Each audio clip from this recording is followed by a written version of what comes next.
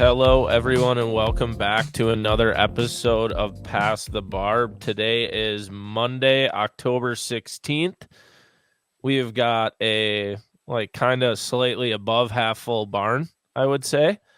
Some new guests to the barn. They're not mice. They're not from Stolsky's place, but we are joined by Mr. Ryan Pinkalla. What's going on tonight? I just want to say people are starting to listen to this a little bit, boys. We're growing a lot. A lot of our episodes are taking off. People are definitely getting on the Past the Barb train. So if you're listening to this right now, make sure you like and rate this on whatever podcast platform you're listening to. It helps us out a ton, and things are really taking off. And remember, we are doing a giveaway once we hit 100 ratings, and we got some good stuff. So. Yeah, we need to whore out Cody to get us to 100 rating subscribes at this point. We are not above that. We are not above that. We have some great giveaways lined up, and Hahner's back for the first time in his few months, and he's looking good and fresh, and we could get him out there. Look, I'm growing this. I'm growing this for one reason only. It's the upper lip. Whoever, if you want free ride, come get it. Free rides for all. That's what we love to hear. All number right, 100 adding to the giveaway for the number one outdoors podcast in the world. Did you hear that, Honor? That happened when you were gone. Well, of course it did. I wasn't here. Yeah. Hey, I wasn't talking about Kanye West. Yeah, back to the old school days. I was going to bring up. We're going to roll right into current events now. But I was just going to roll into this, Cody, because I feel like we're on the same level finally in terms of football. Mm-hmm. It's just not really that fun, is it? Honestly, I haven't watched much football. I'll turn it on for a brief moment. I'm like, You know what the shocking thing is, though, is how many teams are dog shit. Horrible. It's just, you know what I mean? Like normally it's like you got a couple at the bottom of the barrel. This season it seems like about 50% of the league is just fucking bad. You know, the NFL is just not putting out a good product. No. It's just not a good product right now. Why do you think Taylor Swift has been getting so much publicity the last few weeks? They're like half our teams suck balls, so we might as well show this. Taylor Swift has showed up. Oh my God. No. Yeah, the Packers thing's been brutal. At least the Vikings suck dick too, so that's, Yeah, it's nice to see. Yeah, it's the race to Caleb Williams. It is. It really seems like a lot of people this year were like, fuck it, Caleb Williams. Yeah. And the best part is you're not even failing or bombing for just one QB. There's a solid 3 to 5 of them right now coming out this year in college that are really good. Yeah. But Caleb Williams is the truth. That dude he's generational talent. Yeah. He's unbelievable. He will be similar to when Peyton got drafted, when those type of things where you're Absolutely. yep, so this is going to be that good. Yeah. So he's a show. I definitely was I've been watching the Vikings a lot, obviously, but this weekend I could tell that they were sucking. Because I went to a rifle range this weekend on Sunday at before the time the game was supposed to start, and when it got to that time, not a goddamn person left. Dude, yeah, it's noon game, and everyone was like, "Nah." The shitty thing is, it's they're not even fun to watch.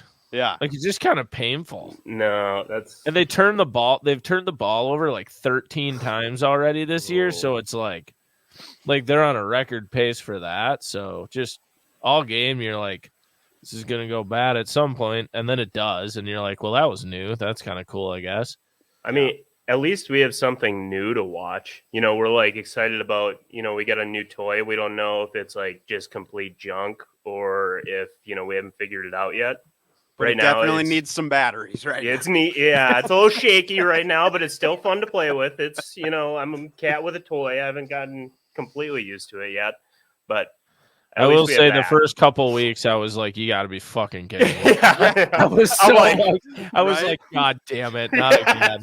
And then another 20 years. I started ignoring it for a little bit, and I've watched it slowly go down, and I'm yes, here we go. It's not.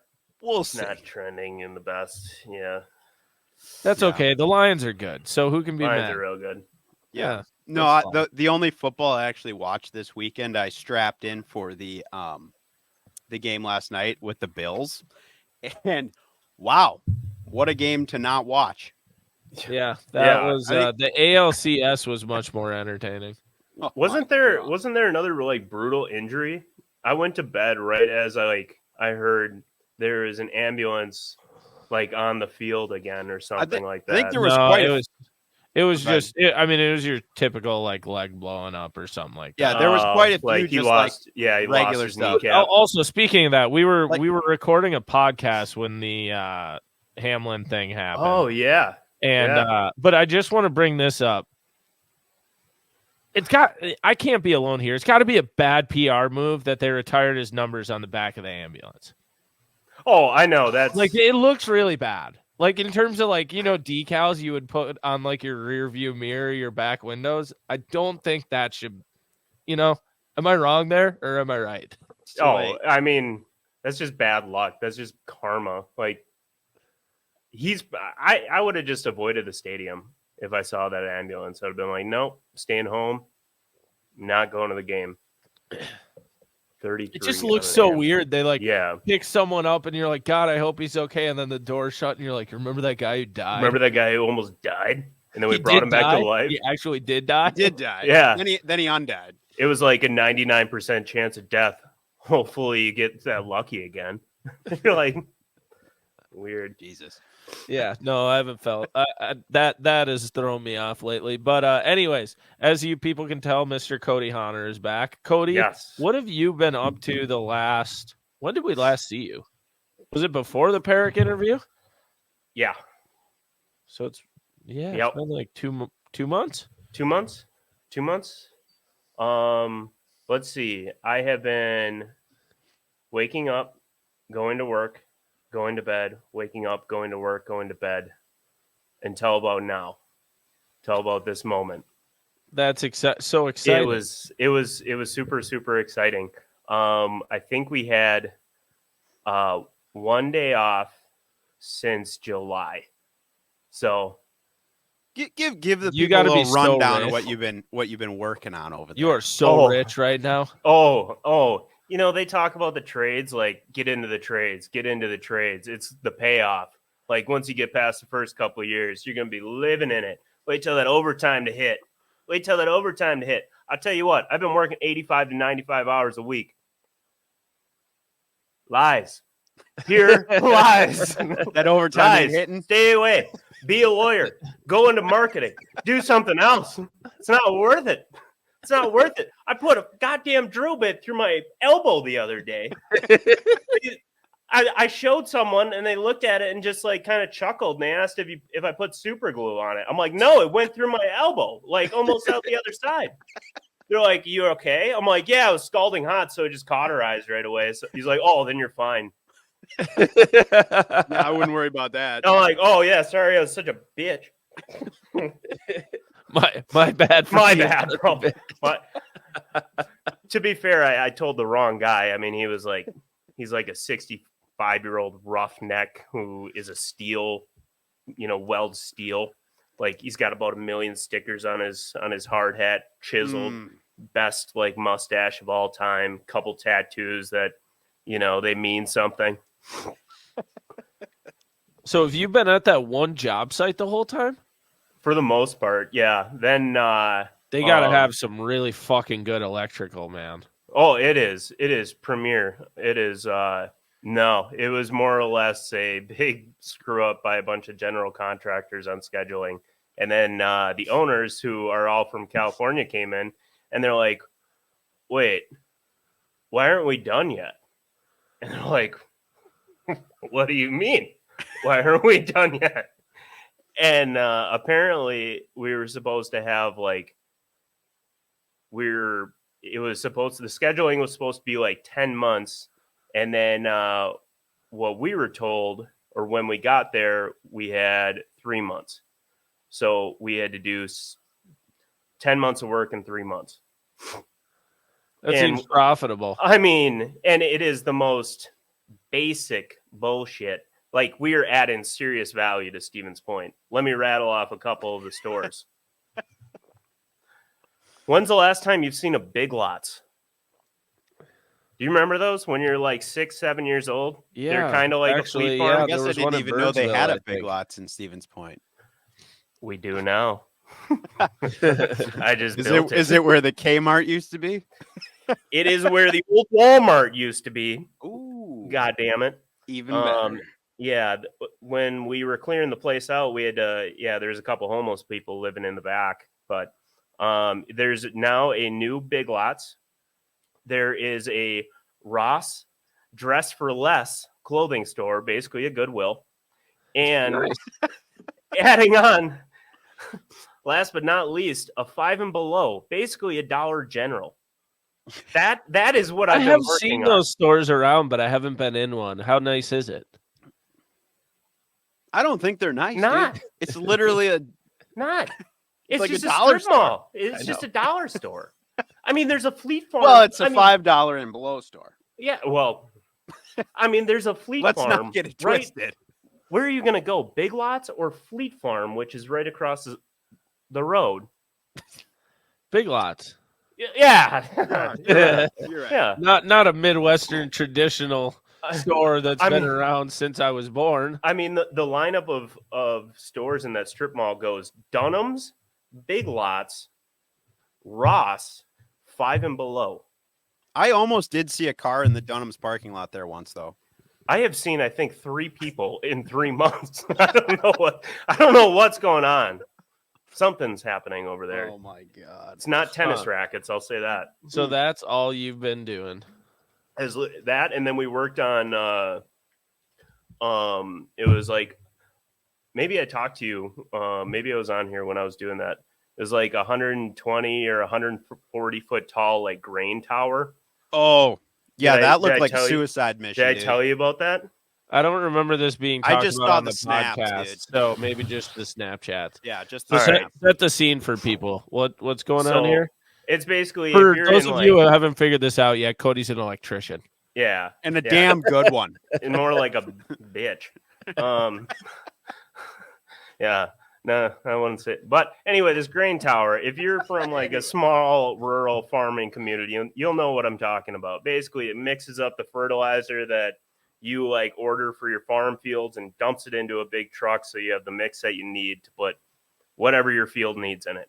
Well, they were putting up a new one, a bigger, more advanced one or something. I don't know. This one was about to fall down.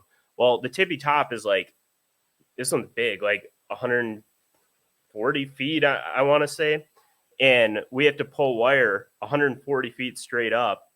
And 140 feet of wire is pretty like heavy straight up. Well, our last pull, we decided to do it at 8:30 at night when the biggest thunderstorm of the summer is coming in. I don't know if you've ever heard the sound of lightning, not thunder, lightning whizzing by your head on a steel structure that isn't grounded. It's terrifying. You hear a like a That was missile going really by. fucking good sound. Thank you. effect, Cody. That's what it That was sounds like. really good. Can you record that again real quick? I'll be quiet so I can use that in videos. That's what it sounded like. And you could see it all around you. Like rainbows were showing up, the storm clouds, like lightning everywhere. And you are the tallest thing in 50 miles. Like, what's going to get struck? All right, good to pull. All right, here we go. 8:30 till midnight. We were sitting up in that fucking tower. Yeah, but that's kind of what I've been doing. And then I went fishing once. We had an 8-hour day on a Sunday. I decided, hey, I'm going to get out and do some muskie fishing real quick, see if the boat still works. I ran about a half mile down the river and my lower unit blew out. So I trolling motor back to the landing, and now it's winterized. There was a straight bullet hole in your lower. Oh, it was bad. It was. It was bad. It was bad. Well, shit, I was going to say, Cody, the people have been asking if you and I are going to fish together this fall. I don't know if I'm going to have enough time, but we might need to. God, something. That or a bullet. We in the might need head, to one bring of the you two. out to Minnesota for a couple days, and we'll go vlog it and watch whatever breaks in the process. Me? Yeah, That could be. could be actually. Yeah. Yeah. Yeah. But that's kind of what I've been up to. That's what I've been doing. Wow. Electrical. Yep. Cutting wire, pulling wire, labeling And wire, he's stripping back wire. here now on the #1 outdoors podcast in the world. He is so pumped. Yep. I am super pumped. Super Incredible. pumped. He should be here for most of the winter. So if you guys keep this podcast growing, maybe Cody will have a new job in the spring. That would be great. That'd be great. This whole podcast started with Cody pleading for a new job, and look where we are a year later. Yep. The listeners owe you this. They do owe me this. And as long as they keep listening, the mustache will come back. I promise. It will keep growing. Thicker and fuller than ever. Fuller than ever. It will be just for men. Maybe we'll make that the next part of our bet. We are whoring Cody out for the subscriptions, but also he won't shave the mustache until we hit it. So there we go. There's going to be a little sweet spot in here. And if you miss it, it's going to get ugly pretty fast. I like it. I like that. I can do that. All right, Pink, what have you been up to? Well, my life has been a little less exciting than that. Exciting. It hasn't been exciting. I'm in full hunt mode right now. So I've been pretty much just talking to people about that only. But I just I think when we were on last time, I was just about to go on a trip, and I went on that trip. So you're talking the North Dakota Waterfowl, right? Yep. Yeah, I went out there for like 4 days. It was pretty fun. We can get into that a little bit later too, but been dealing with all of that, getting ready for my next trip, which is kind of like the biggest one of the season. So I got Colorado coming up in next week. So that's kind of like consuming me right now, is just doing like some scouting, finding some stuff going on with that. A lot of like e-scouting, that kind of thing, trying to get as much info as possible. But most of the gear is like pretty dialed. So I don't know, just getting ready for the next trip. But yeah, been pretty much just slow and steady, dude. Like right now is probably the busiest time of the year for me, like from now until Thanksgiving. So how were the birds? Were there a lot of birds? See that when you're out and I mean, it was okay. So like North Dakota right now, there's a lot of parts of the state that are still under like pretty severe drought. So like I think the bird numbers overall aren't dramatically different than last year, but they're way more concentrated in like smaller areas. Yeah. So like you could be in certain parts of the state and there's like almost no birds. And then you can move to other parts where it feels like it's loaded, even though it's probably just like they're just like all kind of hyper concentrated around where there's really good water. Yep. So we were like kind of in the south central part of the state, and it was pretty good. I mean, it was pretty much all local birds though.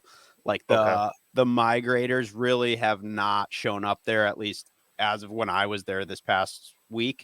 There were some divers around and everything, but like you could tell, we had a couple of setups where we were trying to shoot some geese, and they were local birds that were definitely been getting shot at like since the early season.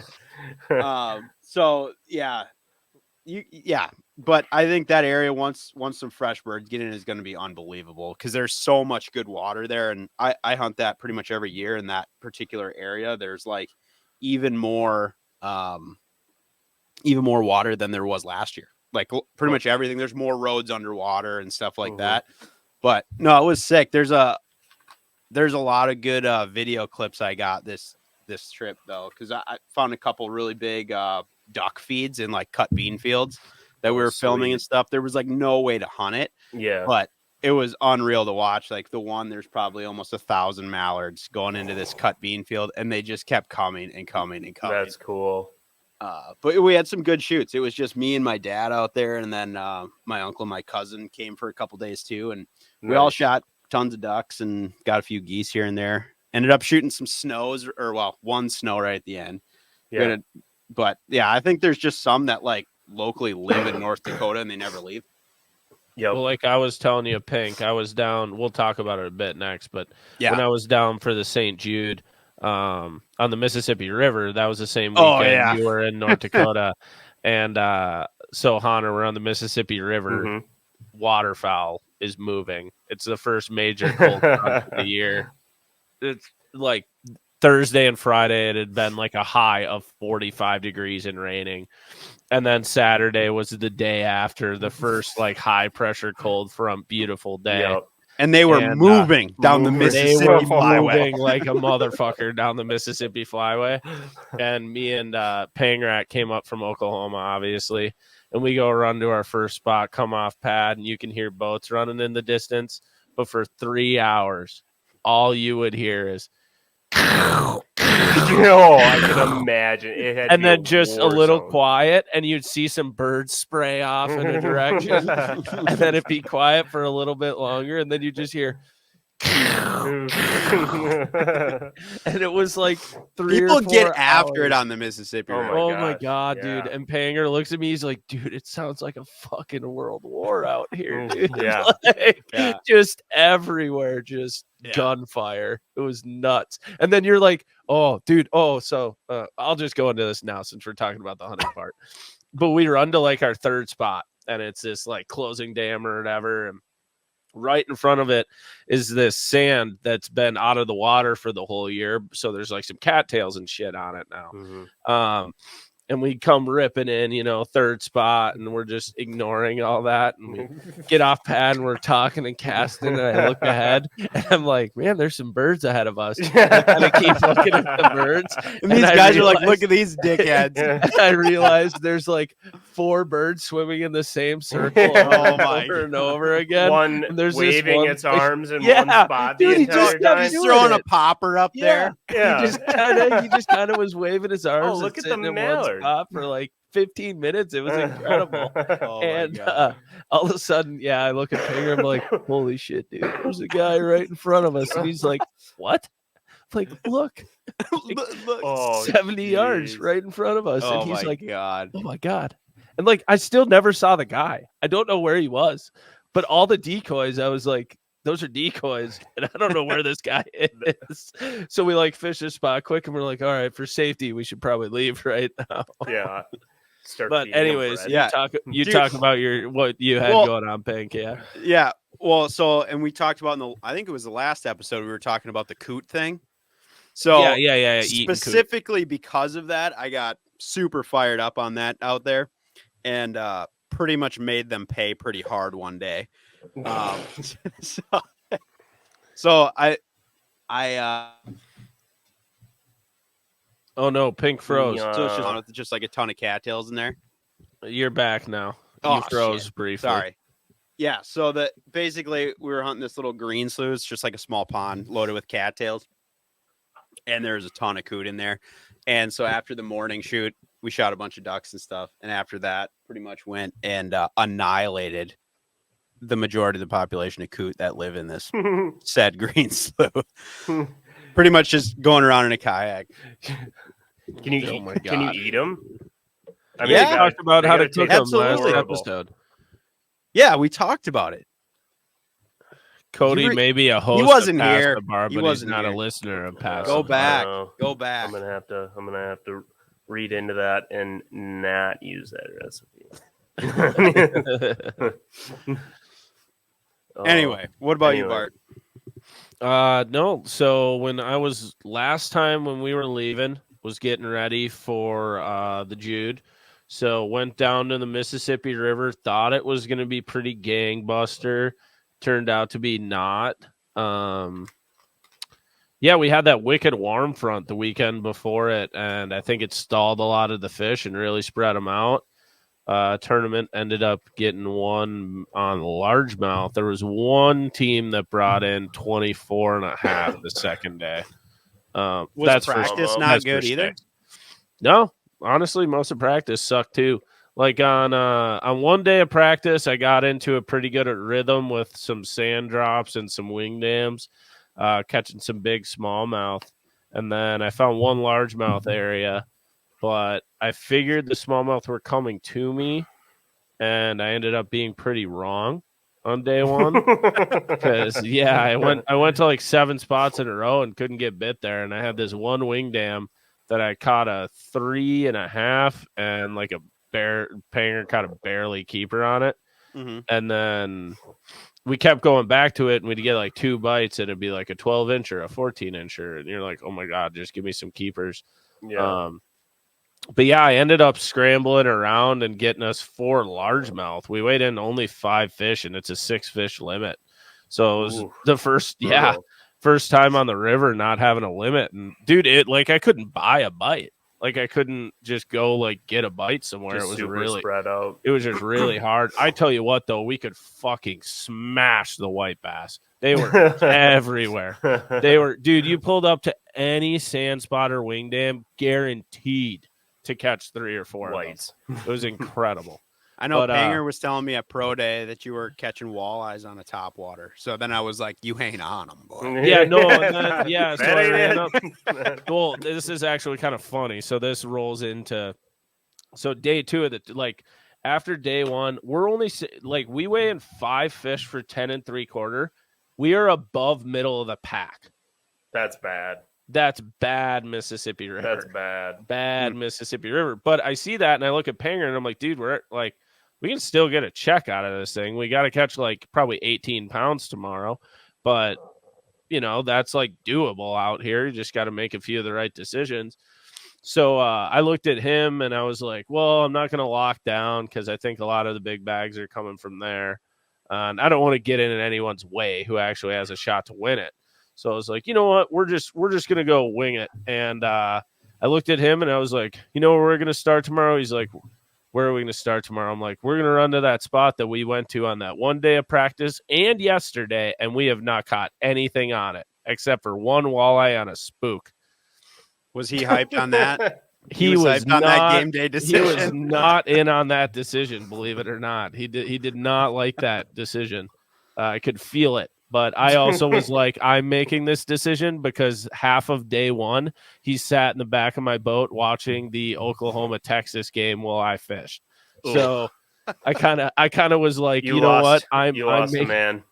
Yeah, I'm like, I'm making the call here, bitch. Did you catch one there? No. So then, so day 2, Okay. Oh, walleye. So this is the best part. So day 2, we rip all the way up there. Only person up there, pull up, and I'm like, God, please fucking bite. And we cast around it. I make about 3 casts and I have something flush my spook, and I'm like, yes, they're here. Fish for an hour longer, not a bite. And I'm like, God damn it. Yep. So I'm like, oh no, now he really thinks I'm an idiot because I ran all the way up. What is Panger throwing on the back deck? Just soaking a worm. No, he's chucking a trap around because I kept telling him, I'm like, just throw a trap. It is the best bait on the Mississippi River in the fall, bar none. I'll shift through the other stuff, but just chuck a trap and just burn it right under the surface till your arms fall off. And he's like, oh, whatever. Because we're the thing that's hard for Southerners to understand is we're fishing sand in the middle of nowhere. You're not chucking at anything. You're in the middle of the river and it's 3 feet deep and you're just chucking at sand, trying to hit the depression where 1 or 2 of them are sitting or whatever.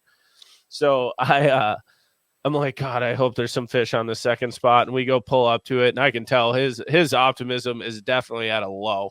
He had jokingly bought Quick Trip sushi in the morning as a joke, being like rally sushi.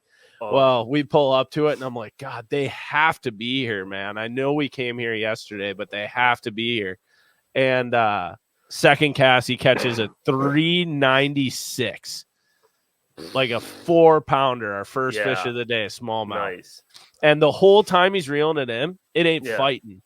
You see it kind of flop once, and it's covered in eelgrass. And I'm like, oh, sick, he snagged a carp. And then I net it, and I'm like, oh, my God, it's a smallmouth. But, dude, so we fished. He's like, oh, okay, maybe I believe. 3 casts later, I catch a 3.5 on a spinnerbait. And I'm like, oh, my God, it's God. Gonna happen. It's going to happen. And we sat there for 4 hours just slowly working around this area, trying to figure out where they are. And we caught 10 keepers. Really? We called 3 times. This is day 2.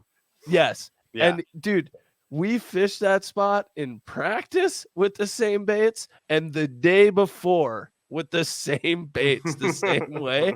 And he looks at me after we get our limit and my scale says 16.5, I think. And he's like, we have a legitimately good bag right now. I'm like, yeah, I know. And he's like, I'm going to be honest. There's no way in hell I thought we were going to catch a He fish. was doubting you so hard. 100%. That was a big for the team right there for the future years.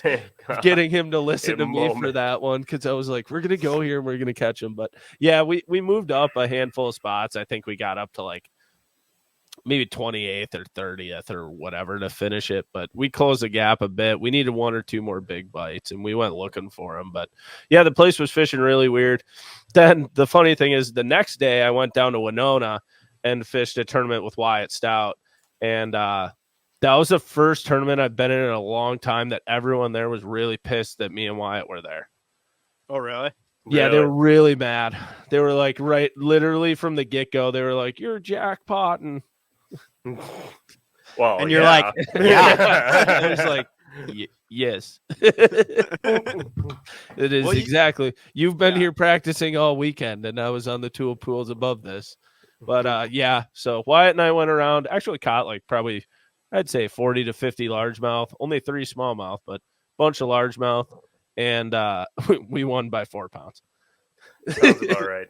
Yeah, that's sick though. At least you got kind of a win at the end of the season. That's always feels good. Yeah, no, it was great. It was good to end the season with a W. And other than that, hung out with Pink a little bit for some Clam Pro Day shenanigans. Mm-hmm. We got to see our co-host Sam Sobey do a blowjob shot. Really? Yeah, it was posted to our social media story. Here, I'll send it to you, Cody. You should rate Sam's form. Yeah, you let us know on this one. But I will say that same night, we absolutely destroyed them on the pull tabs. It was oh, dude, box, Pink, huh? Wait, let me just get how to play. Okay, so Panger was there. We had like quite a few people at the bar or whatever, and all of a sudden Augie showed up. So of course he's like, "Dude, we're doing pull tabs." So Sam, Augie, and Panger start getting into pull, and Panger's like a gambler. Like he's never done. These guys did not know, and I was like, dude, you have a guy who fishes at Bassmaster Opens for a living at a bar gambling on something. But he was telling us about like how he's like part-time income is slots. So like he's about it. Once again, he's a Bassmaster Open angler. So he's a gambler. So immediately he's like trying to learn the strategy. Like, okay, well, how do we like win, the box or whatever, right? So they're getting him into it. And Augie, I don't know how, but he is like very good. I don't know if you can be good at pull tabs, good at pull but he's tabs. good at I don't pull know tabs. how you can be good at it. I don't either, but he is good. And I know that. So I was just like chilling, and then they were getting into it and things were rolling. They were winning like $100, and just like spinning it back in. Really? And then they were running out of cash to like buy more. And I was like, dude, I got a bunch of cash. And now all of a sudden I'm like the ATM. People are like Venmoing me $100 in a crack. And like my phone's blowing up with Venmo like requests and stuff. So now this box is like, it's loaded and it's getting down there. And we're like, this is incredible. And Augie has not been playing. It's a $5 box, by the way. It's a $5 box. And then there's like 6 $5.99s left, and they have like a quarter of the box. And there's one other guy. There's this dude with these big earrings at the bar, like unaffiliated with that. And everyone's calling him like Hoopty Doo. Oh no! and so every time he goes, and Hoopty's been winning. Yeah. But he's playing the same box that they are. Oh no! And so every time they hit one, they go up and they like make sure that he's seen like, yeah, we hit that. Yeah. And so Augie just comes over and everyone's kind of like letting it mellow for a little bit. And he's looking at me. He's like, dude, this box is getting super hot right now. And I was like, nah, dude, I'm good. He's like, no, it's getting really hot. He's like, $100. I was like, fine. I give him $100. We walk up there and we're peeling just the middle lines on all of them. Right. And we're going through and he peels it because we put $100 in, so we only get 20 tickets, right? So he peels 10, nothing. I peel 10, I'm like, nothing. So then I go to like peel the other 2. It was a vertical line on like the thing. So I didn't see it till the last ticket when we pulled it, and we hit a $5.99 on the last one. And then I walked out. I was like, I'm going. Wow. Yeah, so Panger got backdoored on his first. He did. full It was time bad experience. because It they was a were like true going, Minnesota and then I experience. was like, all right, I'll go in. I guess Boom. now is the time. Okay, but Cody, I did text the group chat. You need to go watch Sobe's form. How do you think he is at Oh, yeah. taking this shot? Yeah, I'm let's take a ready look for at your very first time watching this honest experience. And this was a gifted A gifted blowjob shot. Yeah. All right.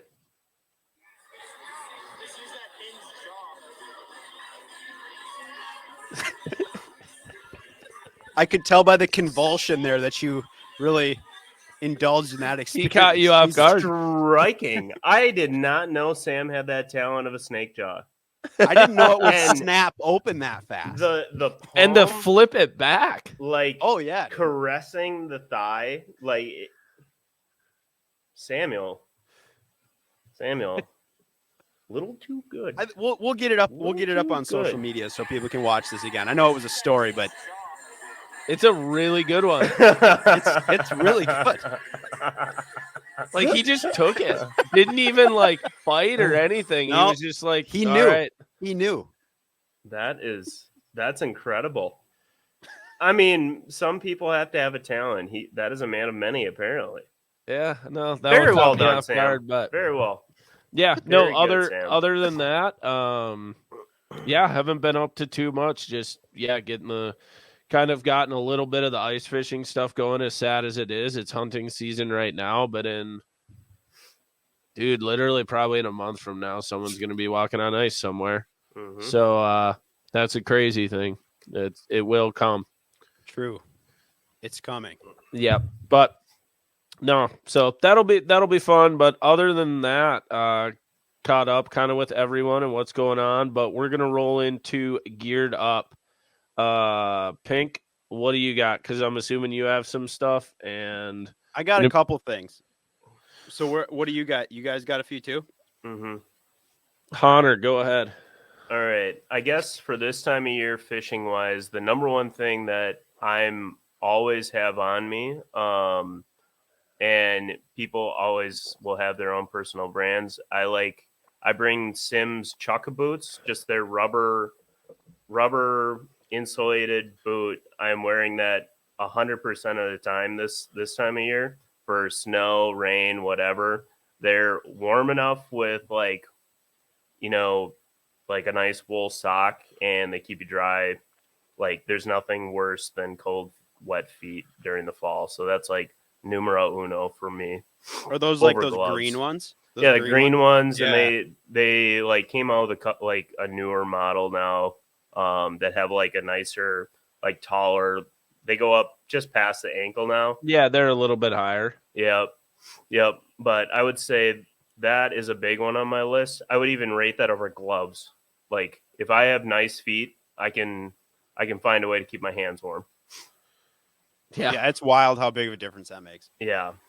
That's my number one that I can think of. Sick. How about you, Pink? I got let's see, I have 3 of them. But I'll just I'll lead off with this one. So for like putting in your backpack, like everyone's carrying water, kind of however. I mean, a lot of people are using like the bladder pack systems, like the bag. Mm-hmm. Yeah. So a lot of them like a small backpack. or like in like a hunting pack or whatever. Yeah. Some of them suck really bad. But I've used a bunch and I broke a bunch, and the Badlands one. So they make like a bunch of different sizes. I have the 3-liter one. The Badlands one is the deal. And not just because it's like fairly durable, but it's one of the only ones that if you break it, they just give you a new one every time.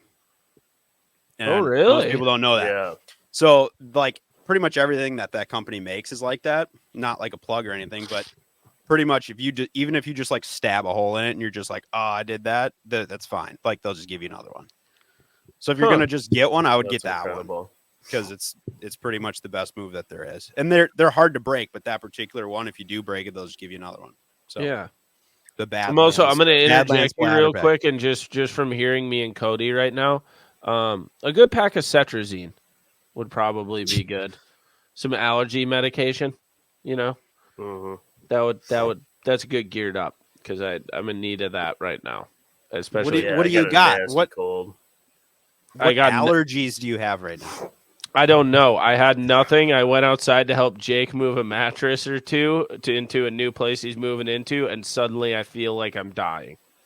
So it's probably you just all tell the me mold. what's blowing around in the week. Yeah, you tell me what's blowing around out there. What about you, Cody? I got a nasty cold going on. I've had it for like the last 4 days.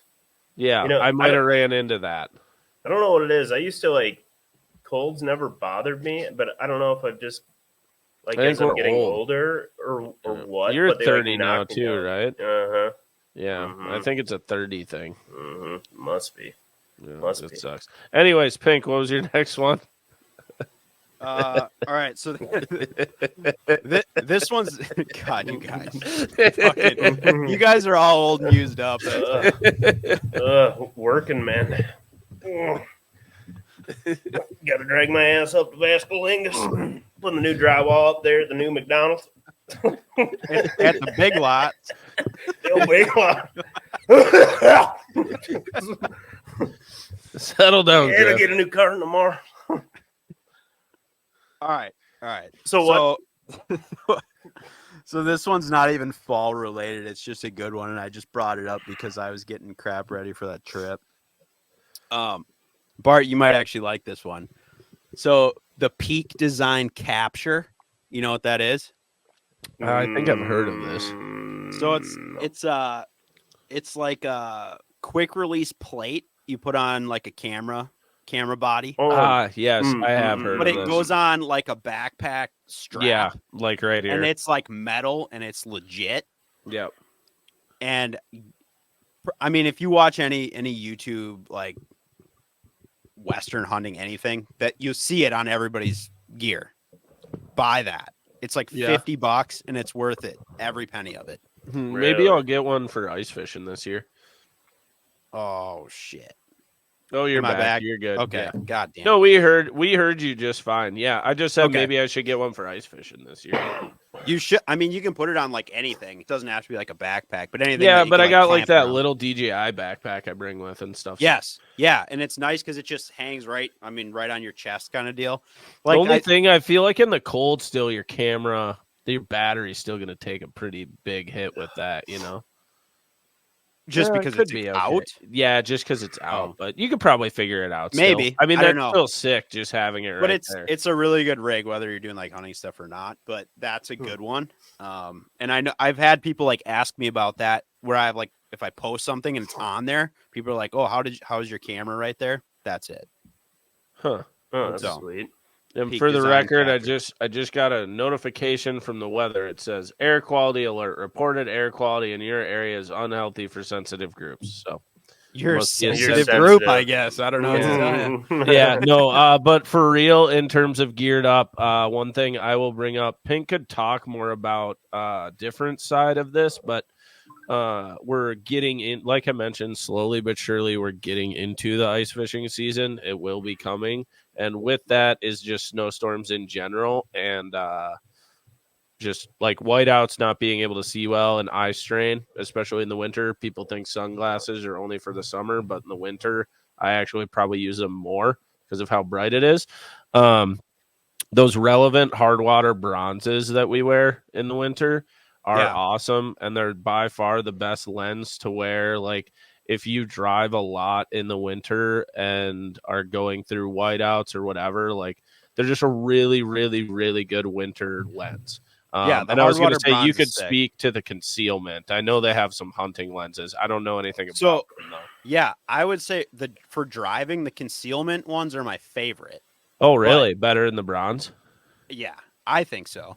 But I mean, I guess everybody's a little different, right? But yeah, I've never worn the concealment. But So both of those are really, really good. Like day to day, I think those concealment ones are the deal. But like, yeah, I suppose with like snow blindness, that hard water bronze is probably better. But like when you know what I'm talking, like when that sun's out and you're just getting and you destroyed. just can't. Yeah, you just. I mean, it sucks. You have to be wearing shades. Yeah, it's either that or like choose death. You know, basically. Yep. Your eyes, or you just get into your truck afterwards and you just see splotches for 2 hours. If you're driving Yeah. home. If you don't use these relevant sunglasses, you will die. Yeah, That'd be a hell of a slogan, dude. Yeah. we should pitch them that. This is Relevant. your new ad campaign. Or die. Yeah, relevant, wear them, or perish. Pink Floyd. Yeah, the choice Blind. is yours. Yeah. All right, Pink. No, that's what's a the good one. last one you got? You said you got 3? I do. Yeah. So last one.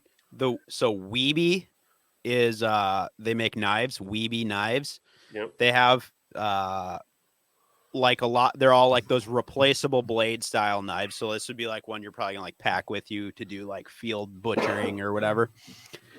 And a lot of them are really expensive and they have a lot of features. And these ones are like made for just like getting shit done. So the Weeby Boss Dog I've been using for a couple seasons. It's the deal. It's a fixed one. It doesn't fold. So when you're actually like using it, people like the folding ones because you can leave a blade on it, put it in your backpack. And that's good until you use it. And then you can't close it because it's covered in like fat and shit. And you can't close the hinge anymore. And then it's welded shut permanently. So get the one that's just straight. It comes with like 20 some blades like immediately. And it's like $20. Huh. It's like the best That's pretty replaceable nice. blade knife that is out right now. And nobody really knows about it because it's like a trapping company. So they just sell stuff for like skin, like skinning or whatever. It's not like That's all you need. Gerber or like whatever. Right. So anyway, I like that one. It has like a tacky rubber handle. It's kind of like almost like a Bubba, but it's not all like fat and textured like that. It's just kind of like a red grippy handle. Huh. Oh, that's Anyway, a good it's one. a really good one. Convenient. Yeah. So if you're into that stuff and like you're gonna like pack in somewhere and you're gonna like, cut something up, that's a good one. Yeah, definitely. All right. Next up, and unless anybody have anything else for geared up, I assumed we were good. Letterbox. All right. Next up, we got a little bit of what in the world is going on. For those of you who don't know what this is compared to current events, this is just where we bring up other relevant topics to either the outdoors world or, I mean, it could just be the regular world too, but just general stuff that's going on in the world that is noteworthy. Yeah. Who wanna lead wants us off, to go Bart? first? Yeah, I mean, I can. Right. I Me just and have, Cody I just might have do the one. same I got thing, one. but You got the same thing? Maybe. Maybe. Fired up. I was going to let Cody go first. And Well, I'll go in the middle. So when it's the same, you can say it twice. Okay. Are you still listening out there? Yeah. Hello? Hello? Number one Oh outdoor my podcast in the God. world. All right, what do Okay. you got, Hunter? All right, so I was gonna say, the elites, the elite cast has been casted for next year. Guys have qualified, and I wanted to comment on what looks to be the average age of some of these guys who have qualified. It looks to be like, what, 22, 23 years old. A lot of really young guys. Very, so, very young guys. How many new qualifiers are there this year? 9. 9 total. Well, nine right now. They still have the Bass And that's Nation, that's but all through the guys the from the EQ, Open. the EQ opens, right? Yep. Mhm. Yeah. Super young guys, and it is showing the tale of the times, as they say. A lot of heads down coming in the future, and whether you like it or not, you better get on the train. Yeah, or you're It's about to get scoping. pulled I the mean, fuck that's- over. Yeah, that's all there is to it. Like, Hunter, something else I was going to add with this. It's kind of gotten talked about a bit on some other podcasts, and mhm. I'm not necessarily going to name drop, even though a few have been. Another very controversial topic with that is there's been quite a bit of some daddy's money getting some good finishes in terms Not of in the sport of bass fishing. no, dude. but in terms of not the boat and truck, but also being like, hey, you great guide on this body of water. Here's 10 grand for your map chip and to take my kid fishing for a week before off limits. And it isn't illegal, but there is quite a few instances of this that have been brought up in the last several months. And I think it's going to lead to some rule changes, but yeah. have you've heard the same things I'm talking about, right? Yeah, I've heard the same things. I don't need a name drop. You can figure it out probably pretty easily. But No, I mean, stuff like this, like people don't realize what actually goes on. There's a lot more behind the scenes stuff that happens. I mean, I'm not saying these guys aren't amazing anglers, because they will kick. And if anyone thinks that they can beat most of these guys, you're wrong. Yeah, You're absolutely wrong. Like they are the best fishermen in the world, but there is a lot of gray areas that get pushed. And the more pull that you have, whether it's money or notoriety, well, you're going to get a few favors thrown your way. And a lot of things are just going to get shoved right under the carpet, where a guy with a lesser name, he'd probably get, screwed over the same situation. But that's just kind of how the sport is, because it's not like, it's not like the NFL. Like, we don't have the strictest rules. Like, But you at the gotta same you gotta time- ride your ponies pretty hard. yeah. At the same time, though, those type of anglers tend to like Fizzle out. be very quickly. inconsistent, because they come in Mhm. hot because they got a lot of that happening, and then you start going to other fisheries and I Yeah, think right. it's going to be very interesting to see next year. There are some that have gotten to the dance, rightfully so. They earned the Mhm. way to get there, and they did not break any rules to get there. No. But I will be very intrigued to see what their AOI standing is after 1 or True. 2 years. Yeah. true. I mean, When there is 100% off limits, and you can only talk to a few people, and mommy there's- and daddy can't pay other people to practice for you. yeah. I mean And- that. That'll be interesting. I mean, those stories, like, I can think of a lot of those situations that I came across back when I was doing it a lot, like where I just look and I'm like, shake my head, because you see what's happening. It's like very apparent what is Yeah. happening. But Like, there's you're not going to change it. That's the thing. No, that's the thing. no, Well, It's- but I do believe next year's opens. I don't know if it's for sure going to happen. I've heard murmurs that there will be you cannot purchase or barter for information rule put in. Yeah, 'Cause that would there be is- good. There I is st- none I of think that it'll be in there right shocking now. to see how many guys that are never at the top, never win, are doing that. You know what I mean? Like, how many middle of the pack guys are still doing that, and they just suck? Yes. Oh, for sure. You there's a know. lot. So there's it's a like lot. I Dude, there's a think that lot. it could It actually open happens the a doors. lot. It could Yeah. actually open the if that's a rule change, it could open the doors for some guys that are actually good that just haven't had a crack. You know. I'm not saying like the number is like 50% of the field is doing that, but it would probably surprise people how much I think it would. much that actually happens. Oh yeah. And it's like, I mean, you just watch it and kind of roll your eyes, because half of them just, that's about the only chance they got to even bring in a limit or do something, or to have like a top 40 finish. That's Mhm. about all they got. Yeah. But other people where they have some ability, and then they can use that information and like be smart about it. Yeah, that's a lot. That's a huge advantage. Yeah. But I mean, see how I've it plays seen- out. I mean, I've seen shit in major tournaments where with like big name guys where I'm like, if I did that, I would never be allowed to come back. But I can't say shit. I'd be asked to leave. I would be asked to leave. But that's just like the sport, if you want to call it a sport. I mean, Yeah. I remember I would tell like my mom and my dad some of that stuff, and they're like, she'd be like, "You can't even call it a sport. It's not even a sport. Like, what sport Like, allows shut you up, to do Mom." that?" I'm like, "Shut up, Mom. It's my dream." And she's like, "How can you compete?" I'm like, "I can off of will." And Don't ruin this for don't me. ruin it.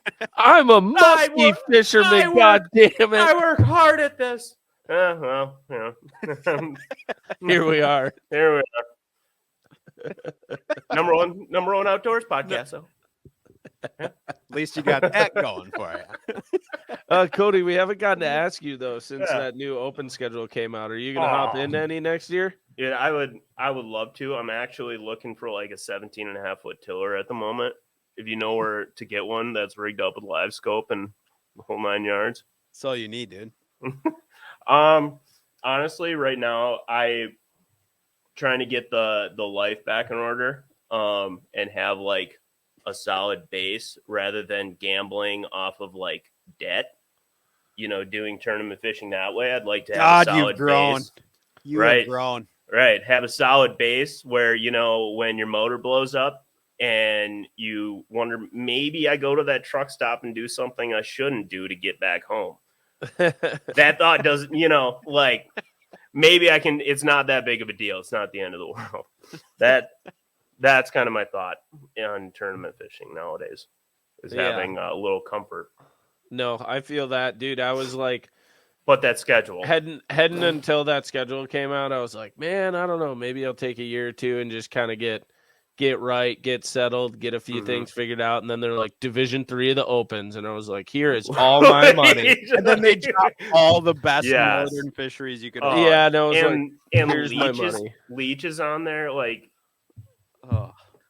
I have to. Like, I'm not going to try to make the elites, but just to try to make a classic, and do it. Like, well, dude, the other thing is, like, just in general, we don't have tournaments that are that big up here. No. Yeah, and, these should be like costs pretty badass. Low. Like, the costs are pretty low in comparison. Like, dude, going to Leech for a week for an open this way, like, you could actually make decent money since it's local. Right. We're used to having to commute hours. 15 hours. Right. Yeah. Like, think of that overhead's gone. That I didn't even think of that, but that's why I was like, you know what? Yeah, I'll go do it, because it's like, I don't know, maybe I'll suck. And there's going to be a bunch. That Division 3 is going to be locked and loaded with Minnesota guys. Great Minnesota guys. Basically, all it's going to be is the Minnesota Bass Nation Team Trail and the Champions Tour plus 60 guys. No, by the time they get up here, it'll be 30 guys who are left in the EQ race. It'll be like the most meat grinder Southern deal. And all those poor mofos are going to get up here and be like, we can do it against all these locals who've been salivating for decades for tournaments to show up at these places. To get their ass kicked by a jig worm. Yeah. Dude, that would be the best part. God. If they could go to Minnetonka, like where there's actually a jig worm, right? It would be so. Those guys get out there, and they're like, "What are you catching, my jig worm? No. Shaky head? No. They're like, "What are you doing with it? You throw it in the weeds, you reel it back. What's the point? You know when they bite it." Like, top 10, and it doesn't work anywhere else in the world. Yeah, so. The top 10 straight is craw tube, and one guy has a chartreuse head, big worm, with just a 4-inch Senko on it. What is it? Big Fork is just gonna get. They're gonna be like, our company's back. Yeah, and that'd be great. They'd be like, unlock the lake with a craw tube. I don't get it. Why do they eat it so good? I don't know. Nobody knows. The funniest. We're on a great side tangent right now. But the funniest thing, Panger's infatuation with coming up north was, like, we went to we ended up flipping this grass edge during the tournament because I was like, I don't know where to get a bite, and I just pulled out my flipping stick, and it had, you know, a split ring to the hook. Like, it has the O in it for the gap. Dude, I pull that out. I catch it. I catch one. Panger's like, I'm going to rig up. He's like, dude, you got to get me one of those hooks with that split ring. He's like, I don't know what it is with you northern guys, but you guys catch. He's talking about it like it's the freaking Alabama ring, dude. Like, he's like, I'm not going to catch a bass in grass unless I have the split ring Gami 4-aught hook. And I'm like, dude, you still will catch them. It's just the one I had tied on, and hookups tend to be a little bit better. They're still really dumb. But if you won using, you'd have to be like, couldn't get bit without it. Yeah. God. But the leech like top 10 photo gallery is still going to be like very prototypical. Lacrosse will be interesting since it's in September, but it would be so much better if it was like a true Minnesota largemouth deal. Yeah. So you could literally just see jigworm, craw tube, and a fucking jig under a dock, and every one of those jigs they take a picture of is shipped and silver Yeah. and not right because it's hit so many goddamn yep. dock posts and just chains. pontoons, just straight pontoons. Dude, I don't even know what it is though, the craw tube. I bought one because I bought like a pack of them one time when I was a kid because I read in like, I don't know, some Midwest outdoors, the craw tube, the craw tube, the craw tube. And I'm thinking it's going to be like this cool tubing action, whatever. No, it don't do shit. It doesn't do anything. It just sinks straight to the just bottom. Sinks straight to the bottom. Real I'm fast. Like, that's it? And they love that's it. What that's all it does? Yep. That's it. Man, you want to get in an argument with a northern Minnesota largemouth fisherman, ask him if he pegs his craw tube or unpegs it. That'll start wars. Mm-hmm. I mean, and then I'm like, why don't you just use a tube? No. Craw tube. Craw tube or die. Well, I thought you wanted to catch them. But what if you, the point is you have a craw and a tube. Then I don't need to have a craw and a tube rigged up. I can have one rod rigged up. I'm like, yeah, I used a craw tube and then I used a normal tube. I'm like, the tube looks so much better as it does like the thing. But which caught more, Cody? The craw tube. The craw tube, yeah. Yep, dipped in chartreuse. It's ribbed. It's ribbed for their pleasure. Yeah. Oh my! Okay, yeah, sorry. Yeah, that's somewhat in the world's going on with the any of you, still listening, Minnesota. If you're going craw tube, Jake Warren, that's all you need to know. Yeah, you'll catch 22 pounds of smallmouth for sure. Yeah, fish the opens. Yeah, fish the opens. You'll see us there. Spend your money. Actually, this is what we'll do. Connor will crowdsource this. We have a lot of giveaways and everything going on, but since you were second to last in the fantasy thing. Yeah. But oh man. What? Pink, maybe you'll oblige with this. So we were talking to figure out if you guys were going to have to still run that 5K because I still think you should. Somebody has to. But I might come up with a bargaining plea. Okay. Ooh, okay, I like this. No hungover 5K for Hahner. Okay. But he has to fish either the Leech or Lacrosse Open as a co-angler. Oh, yes. And we get to rig 2 of his rods. Yes. He has to use on game day. Yes. They'll be rigged good, but we get to pick the bait. I like this. Yeah. Alabama rig right off the bat. Dude. Yeah. Idiot. They'll be legal baits, but I think that would be actually, dude, the fantasy season might be done next year by the time that event hits. It doesn't matter. But that could be a crossover. So you I think you should. So you either do the 5K hungover, okay, and we verify that you're hungover, okay, aka the night before you have to snap us like 10 beers you drink, or you fish the open as a co, and we get to rig the 2 rods, and I'm going to give you a GoPro for the whole goddamn day because it'll be hilarious. Honestly, I think. Actually, now the more that I think about it, the co-angler thing might be kind of hilarious to me now that I've digressed a little bit. I think that would be pretty funny. Just throw a little bit of money at it, room with a couple of guys. Yeah, you can just stay. You can stay at the same place pressure, as me. Zero pressure. Don't care. What are you gonna rig on? I don't care. It doesn't matter. I'll just be in the back of the boat. You got an angle? I don't care. You don't get it. I got off of work. It's like revenge for everything that's ever happened to him. Yep, I'm gonna be casting over lines. Dude's gonna be stressing that he needs a limit. And Hunter's gonna be like, "Ain't on him today, huh?" Dude, guy puts his graph on standby. I know that trick. I used to be you. On. Brighten her back up, boys. Oh, my batteries are draining. You're gonna die. Yeah, no, they're not. That's too bad. We'll turn this off once I have my 3 fish so I can keep mine alive. Never being ready to leave. Just having snacks firing out across the bow from the back. Snacks out, just crunching chips on the carpet. My favorite will be he'll take you rice fishing, and every pike you catch, you boat flip onto the carpet. Onto the carpet, absolutely. in the back deck, and you're like, It'll be man, these like- things kind of smell a little bit. Where'd all the flies come from? You got Is any it more with the orange planks spike there? it? I spilled mine. Oh, I've had that. Chartreuse. You know how long it takes to get out? 4 years. Found that out. 4 years it takes. But God, does it still smell like garlic? It I does think smell like that would be a phenomenal That would be- content plan. oh, for that would be Pass the Honestly, Barb. that would I might plan Camera on that. boats That would be on. hilarious. Yeah, we camera Oh boat you. Oh, that would be hilarious. And that you guy would have be to go- So pissed. The we- rest of us we- will the rest of us will show up in the camera boat.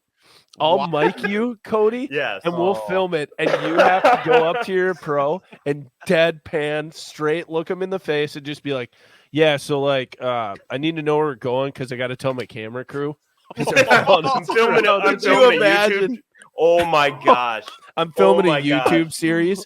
Filming a YouTube series. It's like a guy like on the cusp, like 11th, 12th in the points. Just that face. I would love to see that face. Be I would love if oh like my Joel God. Willard was fishing it. Like Joel, our great buddy, you get paired with him, and you're like, all right, Joel, I got the camera crew following me tomorrow, and he'd just be like, He'd be like, what What? do you mean? What do you mean, bro? What do you mean? yeah, you just Dude, got to no, tell him like- which side to be on. Yeah. No, he's gonna come over. It'll be fine. It'll be fine, dude. It'll be fine. Okay, That would be. just lock it in. Just Yeah. lock it in. Yeah. This When is happening. what is the date of it? What's the date of the Leech Lake tournament? Because I it's gonna think be. It's got to be Leech. It's mid-August. Mid-August. What Yeah. if I brought like a double cowgirl and just throwed a double cowgirl all day Dude, long? that would be Just slinging it. that would actually be awesome because you'd And you know how probably many? catch a few. You know And then how you- many and then largemouth you I catch- You'd probably catch one. You'd be Oh, like, "It's in that, bro." Oh my god, I would waylay largemouth too. I would crush largemouth.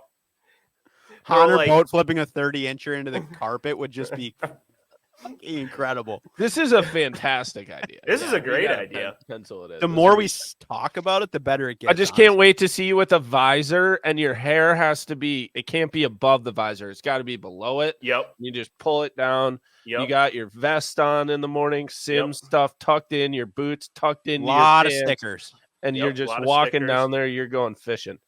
I've got like my pedestal. What we full should of do is musky get baits. Sims on board with this, and they just make a film called The Co-Angler, and you go Oh fish it. Oh my god, that would be great. Bud would love it. I would love that. I'm And if Patterson you're would just enjoy like that. old FLW tour pro, and you're like, I think I'm gonna get back into it. And we would shoot it like so good, like documentary style. documentary style, like just the back of the boat the entire time. Yeah, Yeah, how literally lame that would be. never show the pro. Not That would once. be the best part. Not once. You like only you guys show- are taking off. It's got to be the right angle. Yep. You don't show any of their sponsors anything. Nothing. You show only him holding the bag for me as I'm putting my fish in. Oh Yes. Yes. yeah, fish just weren't positioned where they were. Yeah, I mean they I wish- move, things change. I wish they The had best live part will coverage be at for the end of the day coast, when dude. you go up to him and you're like, "Hey man, thanks for taking me out today. Here's some gas money." You It's hand like- him a 20, A 20. $20. Yep. Yeah. No Yep. more. just no enough more. so he won't yell it at you, but just enough so you know he is furious Yes. inside. Yep. We just ran 80 miles one way. $20, huh? You watched me put $250 from that boat. Okay. Yeah, no, that's That maths. fine. All right. So that's happening. So lock that in. Get That's ready, Leech a Lake. great idea. Wow. Yeah. Somebody write that down. Dude, but how funny would it be a 10-foot rod and like a double cowgirl and just slinging all day long? Just grinding her back in. Figure eight. Figure eighting it. All right, dude, we got to move. Miner's coming up. Okay, Yeah, I will. let's go. So then I will change my request for you getting out of this. So we'll make it official. You fish it as a co. Okay. We're gonna give you. You get to have 3. Oh, we'll say 4 rods in the boat. You get Okay. 2 bass rods. The other 2 are a double cowgirl and a giant topwater. Yes. Like a And bit, like a like- like like a cannonball. Yeah, not like the a CBJ, cannonball. the cannonball. No, the cannonball, the It's big one. gotta be- So every time I cast it and he's like finessing around, just- like in the rice. Just throwing into his weed bed with a pounder and ripping it back out, ripping through all his grass. And then you're like, dude, it's a reaction bite. It's a reaction bite. Trust me, bro. I just can't wait tear till it out of the weeds. Cody comes in after day one, and I look at him, and he his has bro them. is so pissed. And I'm like, Cody, how was it? And he's like, good. 3 muskie day. Got like 15.5 pounds. Can't really complain. The best would be he would just figure out a way to still catch them. He'll be like, dude, I was throwing this cowgirl all day. 18 pounds on 3. Dude, he would have one of the bass rods we allow him would be a Senko rod. He'd be burning the double cowgirl in, go into a figure 8, pull it out, just flick the Senko in right behind it. Oh, yes. I like this idea.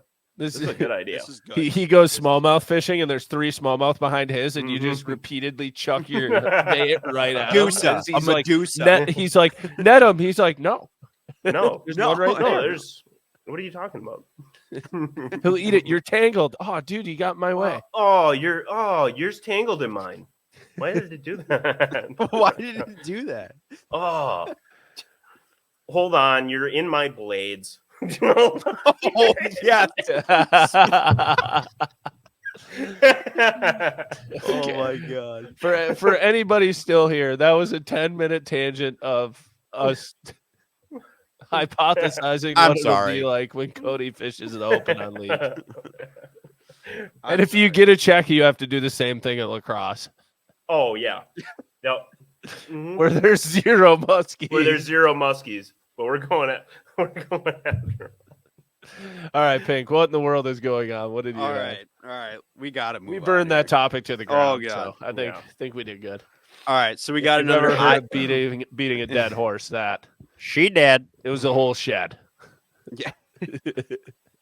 All right, we got another IGFA world record. Ooh, and baby. not just a line class record. We're talking world record. Really? World record out of Texas. So this one is this Art Weston. You hear about this? No, so he's this guy in particular. This guy has held 56 IGFA world records.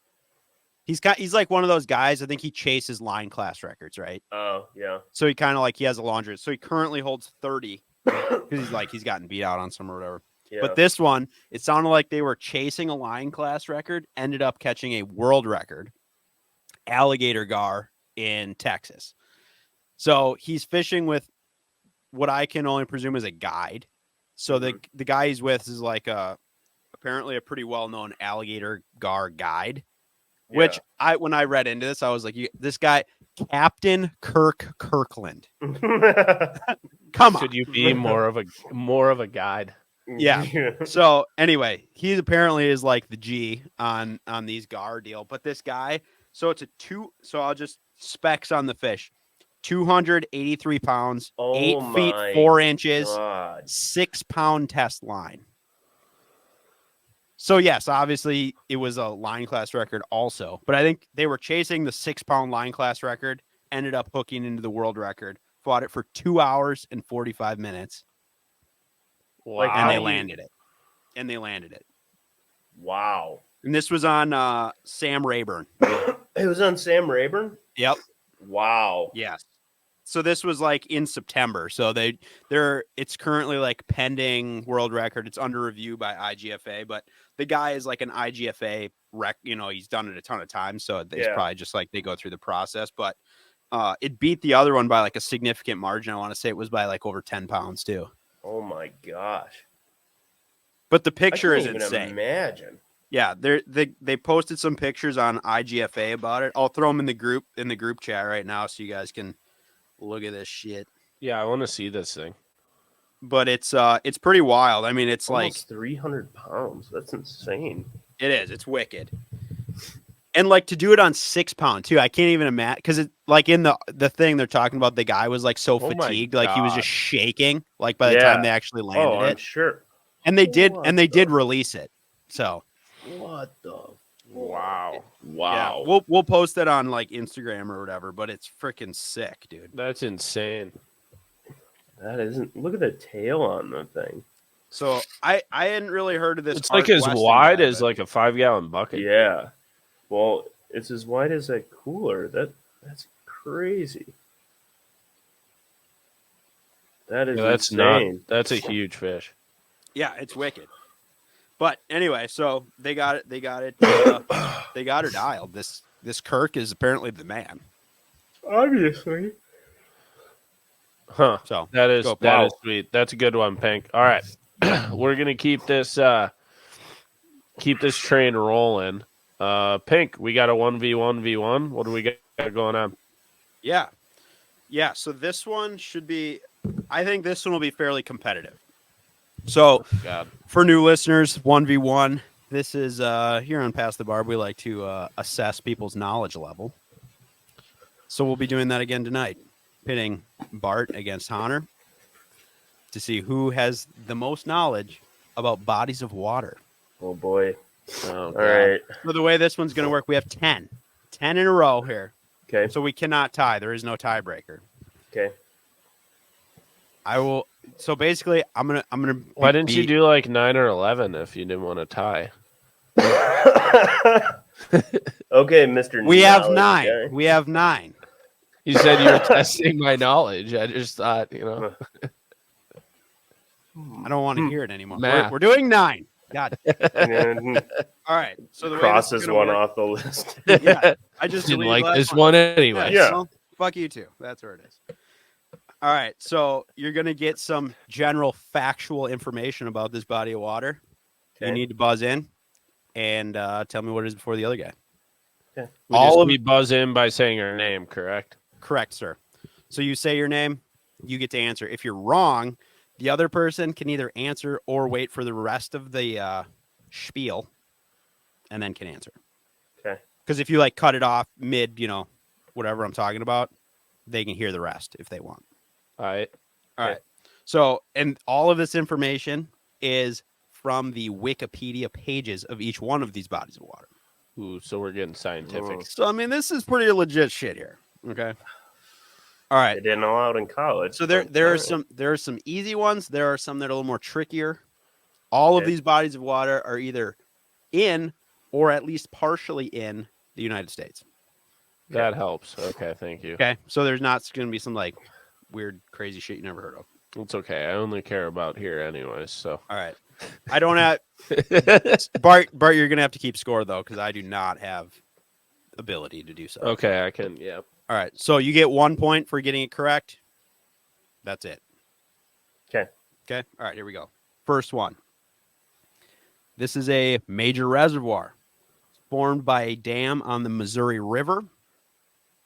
Bart, Bart. Oahe. Incorrect, sir. Damn it. Thought I'd go for it. So you get to hear this next part, Hunter. This lake lies in the eastern prairie region of Montana, approximately 140 miles east of Great Falls. Can I buzz Ooh, in if he doesn't take this? If he doesn't get it right, you have an opportunity to guess again. Yes. I might be saying, is it like Mount Hood or something? Ooh, it is not. Actually, I know Buzz in, something buzz in, like buzz that. in, buzz in, buzz in. you have to say your name, idiot. Bart, Bart. Fort Pack. Correct. Yeah, Ford. No, I'm like Ford no. Hood, something. It's got perch in it. I don't Fort know. Hood. Fort Hood. Well, All right, 1 whatever. point for Bart. Literally 1 nothing point. about any of that you just said was correct. No. Well, Fort I don't Hood know. with the It's probably perch. got- Fort it's Hood got- with the It's perch. got like Hey! perch in it. I know there's some big reservoirs out there with perch in it. Yeah, that's not one of them. Oh, all right. All right. All right, here we go. This is a major navigable reservoir along the Tennessee River in Kentucky and Tennessee. Cody. It was Cody. Now, what is Kentucky Lake? Correct, sir. God damn it. Correct, sir. Kentucky Barkley. Hyphen. Major carp problem. Invasives. Getting Okay. better. All right. So 1-1. Well done, sir. Okay. Next one up here. This is a naturally occurring lake on the Mississippi River on the border between the United States of Minnesota and Wisconsin. It is Bart. located... Bart. Lake Pepin. Correct. Correct. Okay. He was really milking that one. Okay. Here we go. This is to open the gap here up, Bart. This lake is one of the 5 Great Lakes of North America. Oh, God. It is the second largest of the Great Lakes by volume and third largest by surface area. Bart. Erie? Incorrect. Fuck. I mean, you should be able to get it, Hunter. How dumb are you? Well, I know Wow. it's either But one of two. Well, he gets the rest of it here. To the east, its basin is conjoined with that of Lake Huron through a 3.5-mile wide, 295-foot deep Straits of Mackinac. What is Lake Michigan? That is correct, sir. Thank you. That is correct. Thank you. 2-2. That was a long time. Bart just Well, got in early on that. Too. Yeah.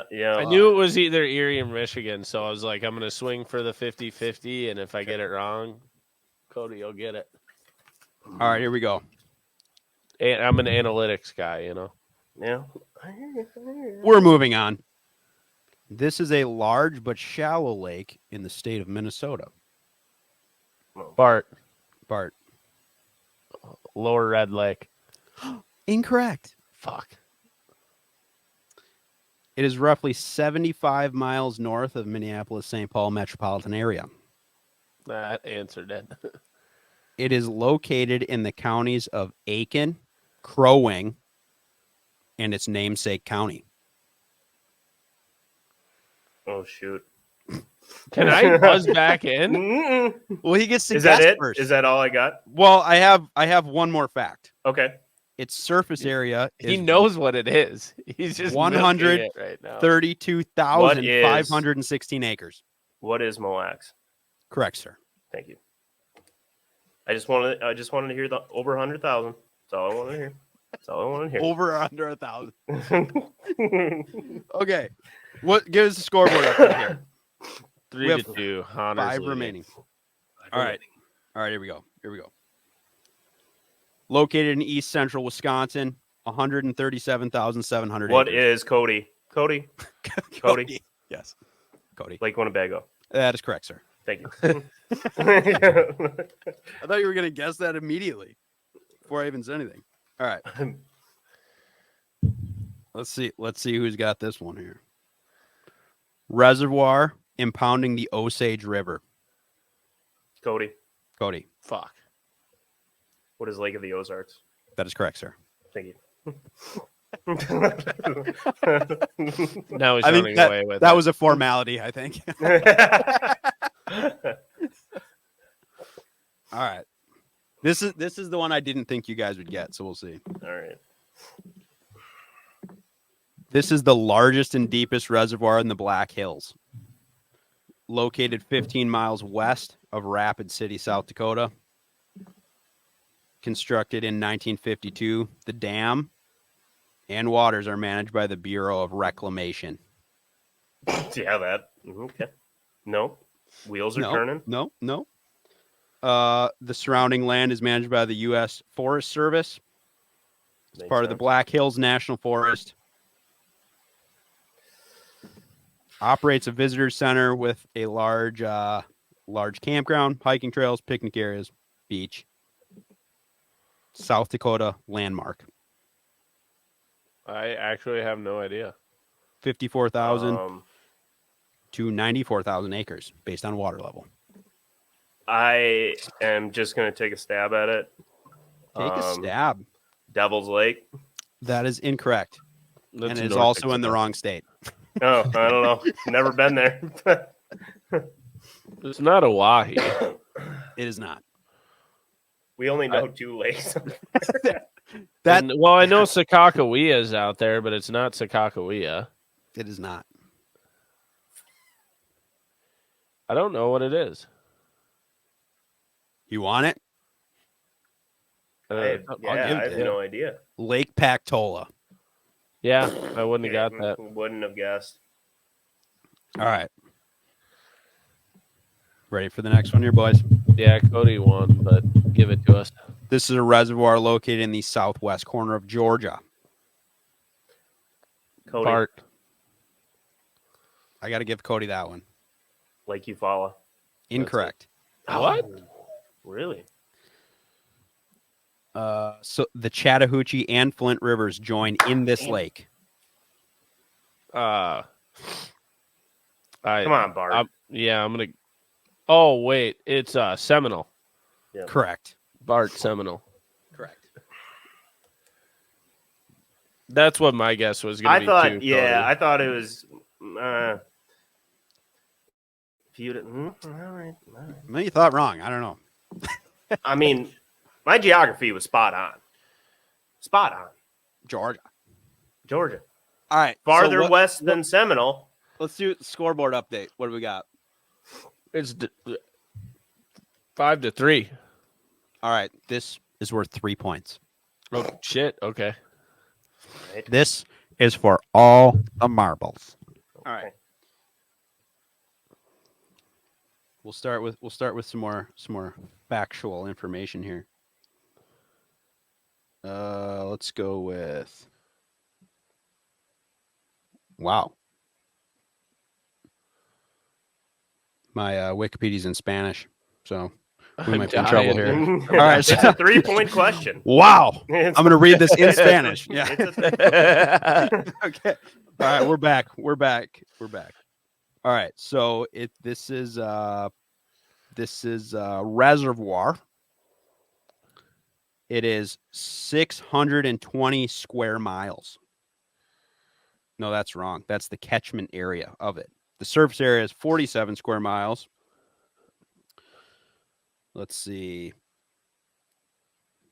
I don't want to give it away too quick here. Okay, so it 700.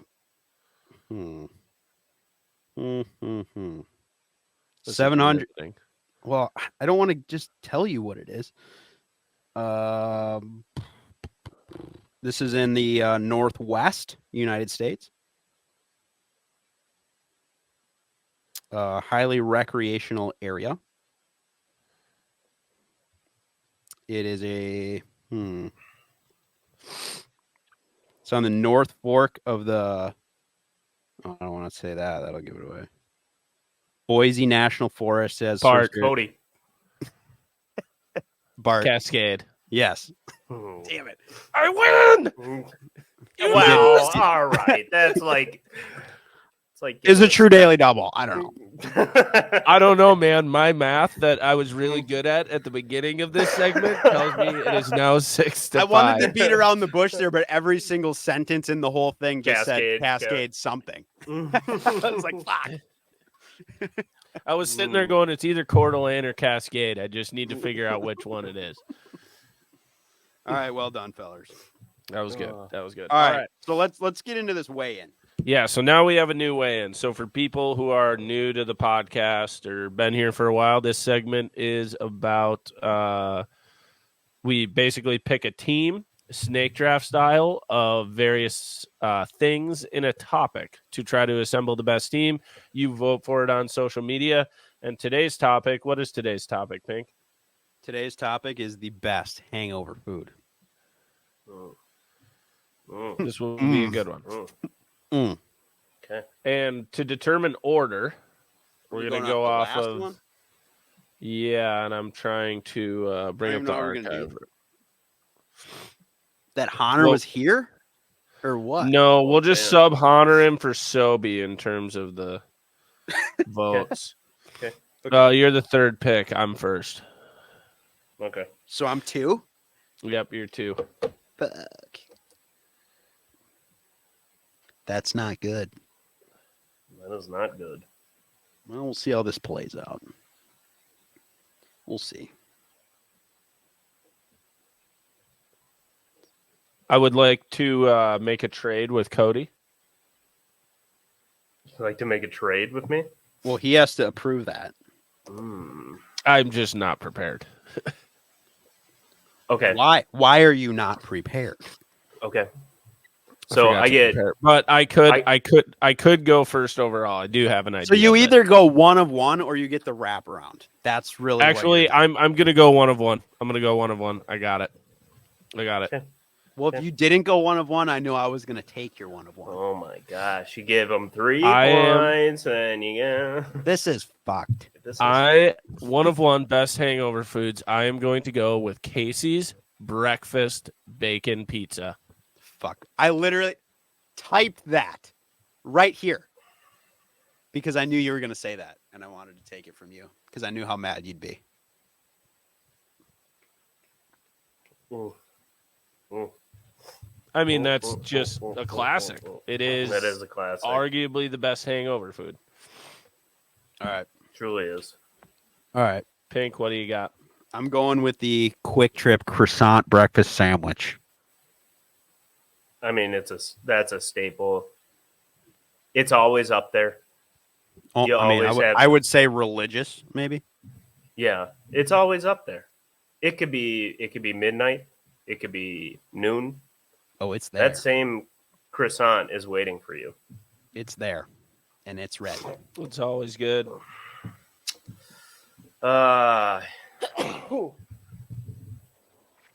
not going to go too specific, but I'm just going to go Culver's Butterburger Basket. That is a really good pick. Okay. Thank you. Okay.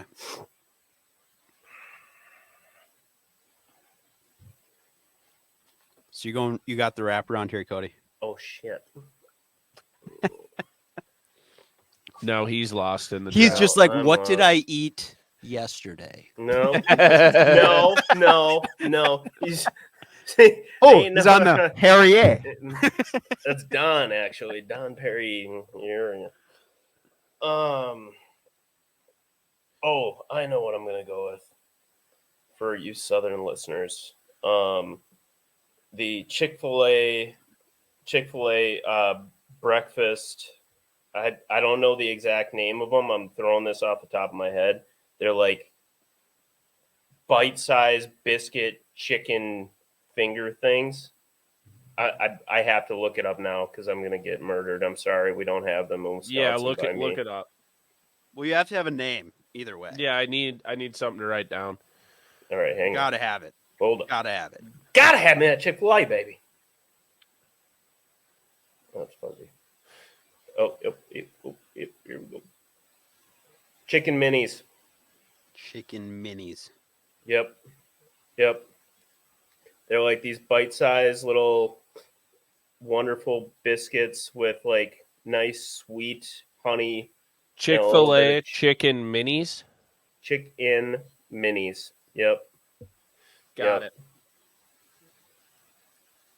I got it. Good pick. Chick-fil-A's good. Thank you. Pink, what do you got? I know this one's gonna hit home with a few people. Uh-huh. This is straight out the refrigerator, leftover Chinese food. Still in the little fucking white tub. Whoa. That's bringing up some gag reflex. But I respect it. That's all you got. 7 a.m. 7 a.m. You're Ladderbuck. You're like, oh, ice house full. No. Yes, thank you. Yep. I actually hate Chinese food, but I've always heard it is the best thing ever for hangovers. So I'll agree.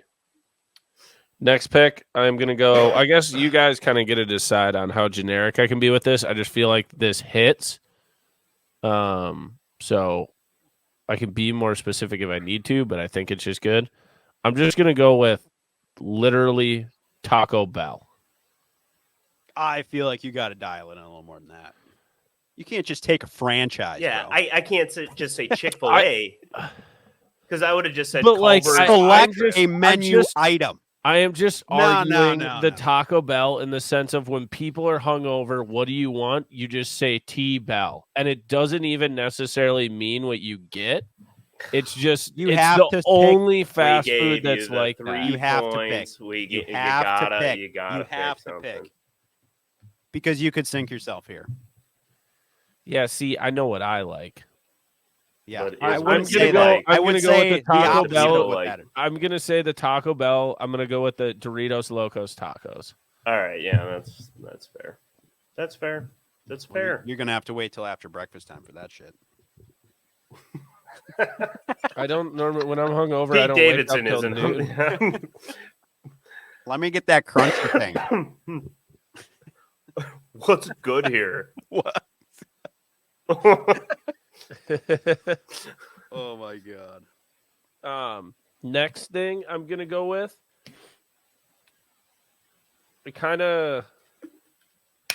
I am going to go. So it's not necessarily a butter burger because a butter burger is a smash burger. I am going to go with a big, juicy, greasy bacon cheeseburger. Okay.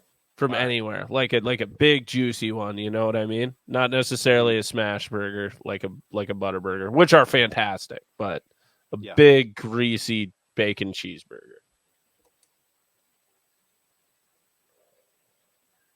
That's I decent. respect it. That was your 4? 3. 3.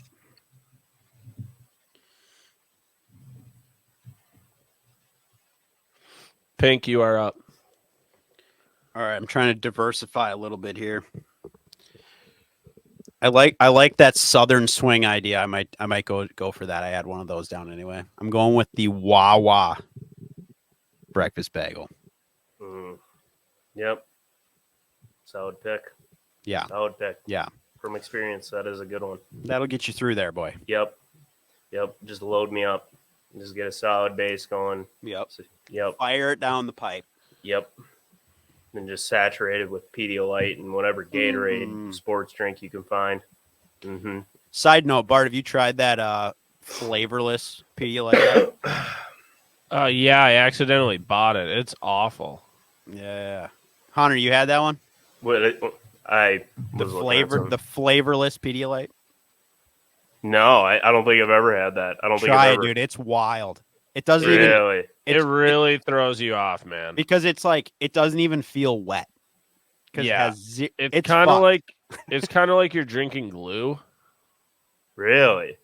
It's definitely not like that. But Okay. And it's really hard to explain. the not wet. That is a sensation. it's I like might just have it's to so try. flavorless that it doesn't feel wet. Yeah, it's very, very I'm insane. telling you, it's a really hard mind to trip. explain. It's a mind trip. All right, but Cody, you're up back to back. Bring us home. What else do you got? You better bring it because I got a huge winner coming up. Okay. So I'm gonna see if this is gonna be DQ'd or not. Bloody Mary meal. Oof. I'll allow it. I 'cause feel was like thinking that's a drink. Ooh, not in Wisconsin. No. You got a pickle on there. You got an olive. Probably There's a Benny a stick. full ass stick, dude. And otherwise, you can have Cheese. there's plenty of bars where you can get a cheeseburger on there, a chicken wing. I mean, it is a full Half a meal, chicken. an entree. Otherwise, have you ever seen the ones where they come out with a giant jug and there is the meal on top of it? I Yeah, will. it has like a yeah, plate. I'll allow it if you have the like deluxe Bloody Mary or whatever you would call it. I guess like most places I've heard, it's just hangover cure or like deluxe Bloody Mary. I don't know. Then the next one I have is, but it's got to all be in there. Dive Family Restaurant skillet. Oh, Yup. The country skillet. Yep. Too many times musky fishing. That's a very good one. That was really gotta good. be done. I thought gotta you were be gonna done. take mine there. So that's a very, very good one. What do you got, Pink? I'm taking the biscuits and gravy. Mm-hmm. I'm talking gunpowder That's a- biscuits, boy. That's a That's a shot to the knee. All the Southern listeners are gonna be like, "Yep, that boy right there. He knows." I just hit Wawa and fucking Pink just basically went down the breakfast food route. Yep. I am. Well, wait, so what do I'm. you get? Yay. Hey, you can't hate it, but I'm gonna bring it home with one that I am very surprised is still on the menu, and it's for all you Southern folks because we don't have a bunch of them up here. We're trying to expand our audience. It is the Waffle House All-Star Special, baby. Cheap, fills you up, and it crushes hangovers. I don't think I've ever been to one of those when it wasn't nighttime. There is something like a Waffle House, though. It is an experience. I mean, you have to be inebriated to go there. So typically, if you're hungover, you're still feeling it. I'll allow it. I like it. I like it. I think it's a good pick. And you get the experience with the full. I mean, you are in there and you are ambiance. like, I am here for one reason, and there's about 12 people there for a lot of other reasons that normally involve drugs and crime. And all you have to do is just sit there and take it all in. Yep. When the lady just asks you if you want more coffee or not.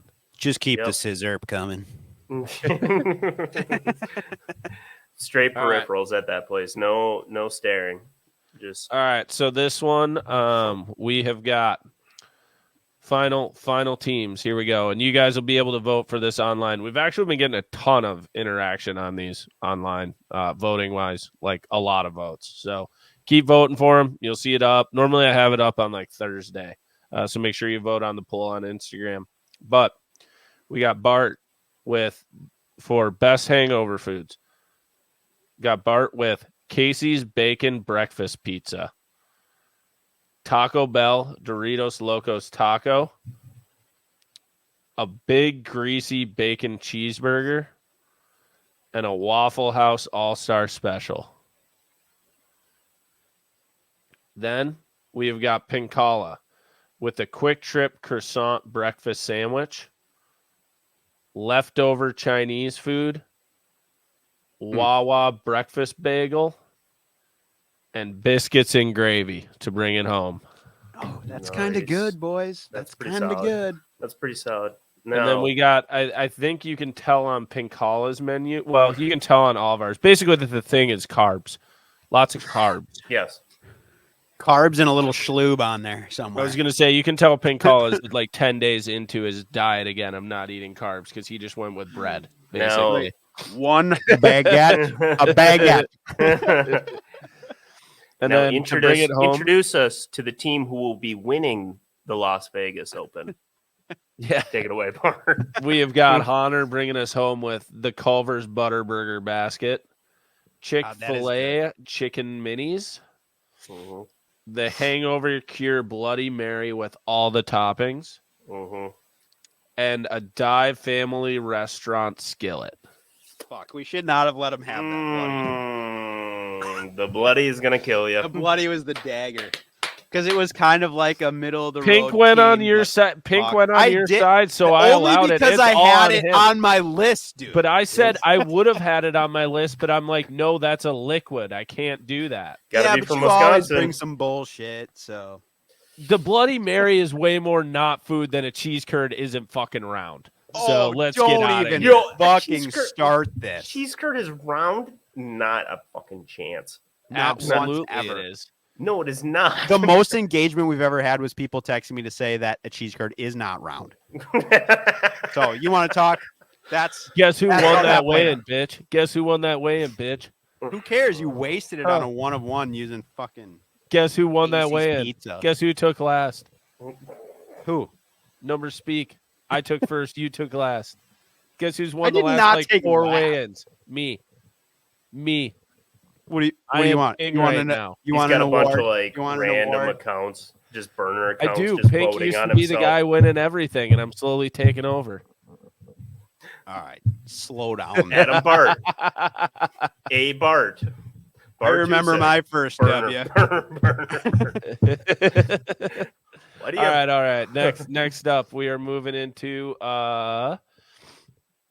we got a little bit of story time. I think we got some hunting stories coming from Pink and maybe some Hahner stuff from Wyoming. I want to hear about Hahner's just because I didn't hear about how any of this played out. I talked about you start mine leading it off. Okay. I'm going to go grab some water. I'll be back in a sec. So, all right. So get her just going. Give us a little breakdown of, I guess not necessarily where you went, but like give us the state. Yep. And then whatever. Yeah, we went back to kind of the same area my dad and uncle have been going, and we've been going for years and years now. It's always been pretty good for us just because they've got like that area pretty well dialed in on if they're not here, they're there. If they're not doing this, they're doing that. And this was, you guys all had buck tags, Wyoming? Yeah, we had 2 buck tags between my dad, my uncle, and I. Okay. I had a tag, my dad had a tag. Got and my uncle was just with us.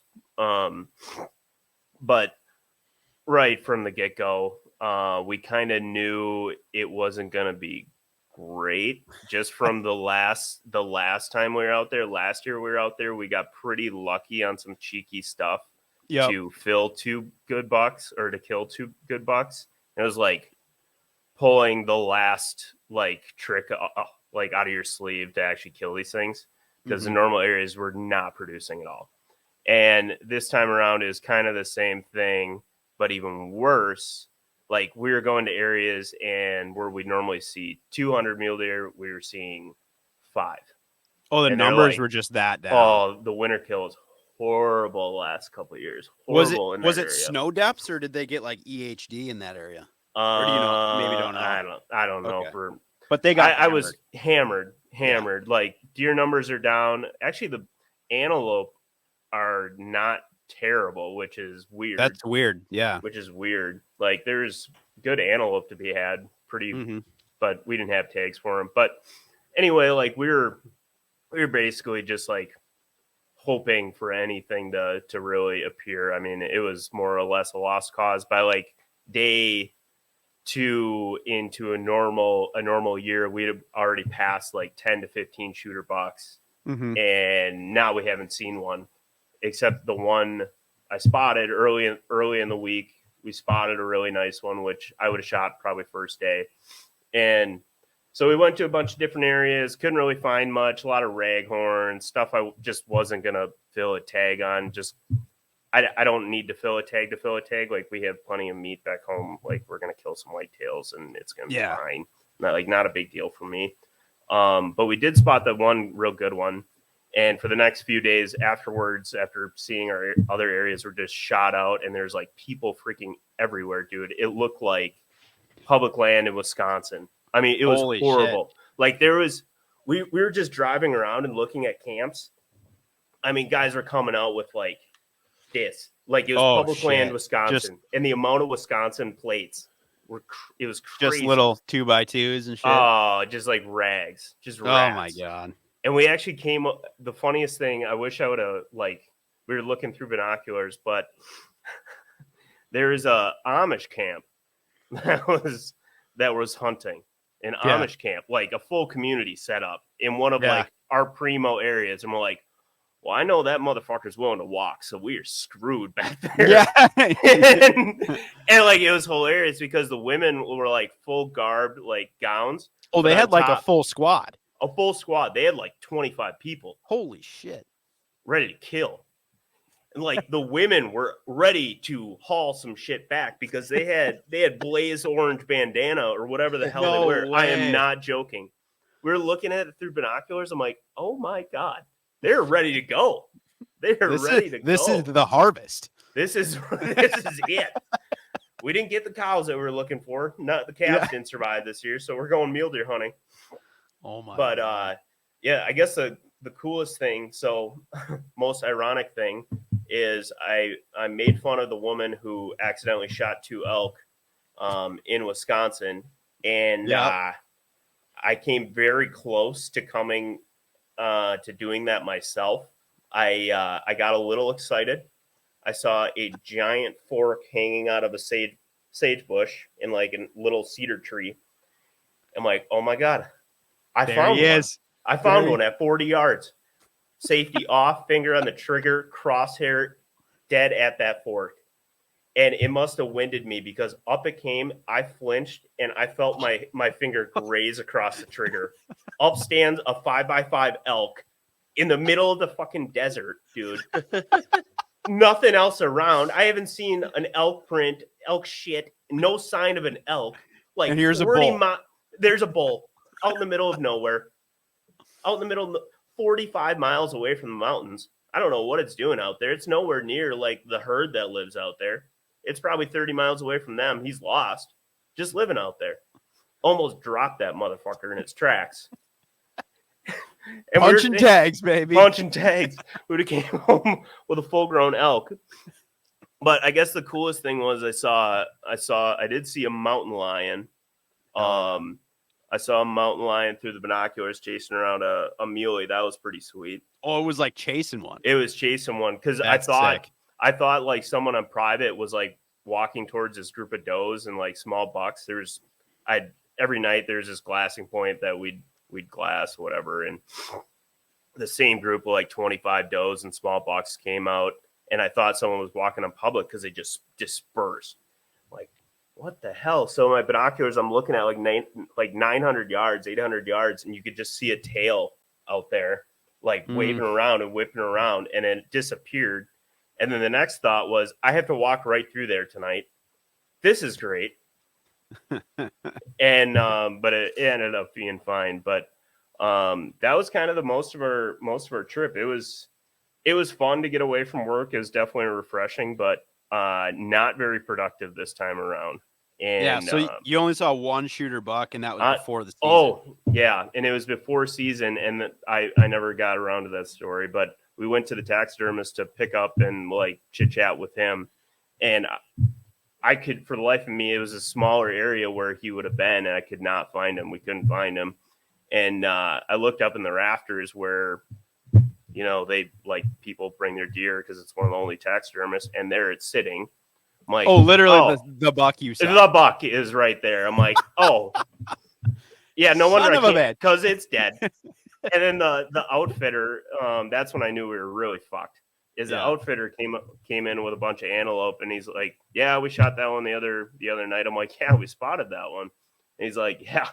And he's like, you're pretty lucky. That's the only one I've been able to spot like all year long that I'd be willing to take out there. I'm like, oh my God. Otherwise, you're just wasting your time. I had that one set up, ready to go.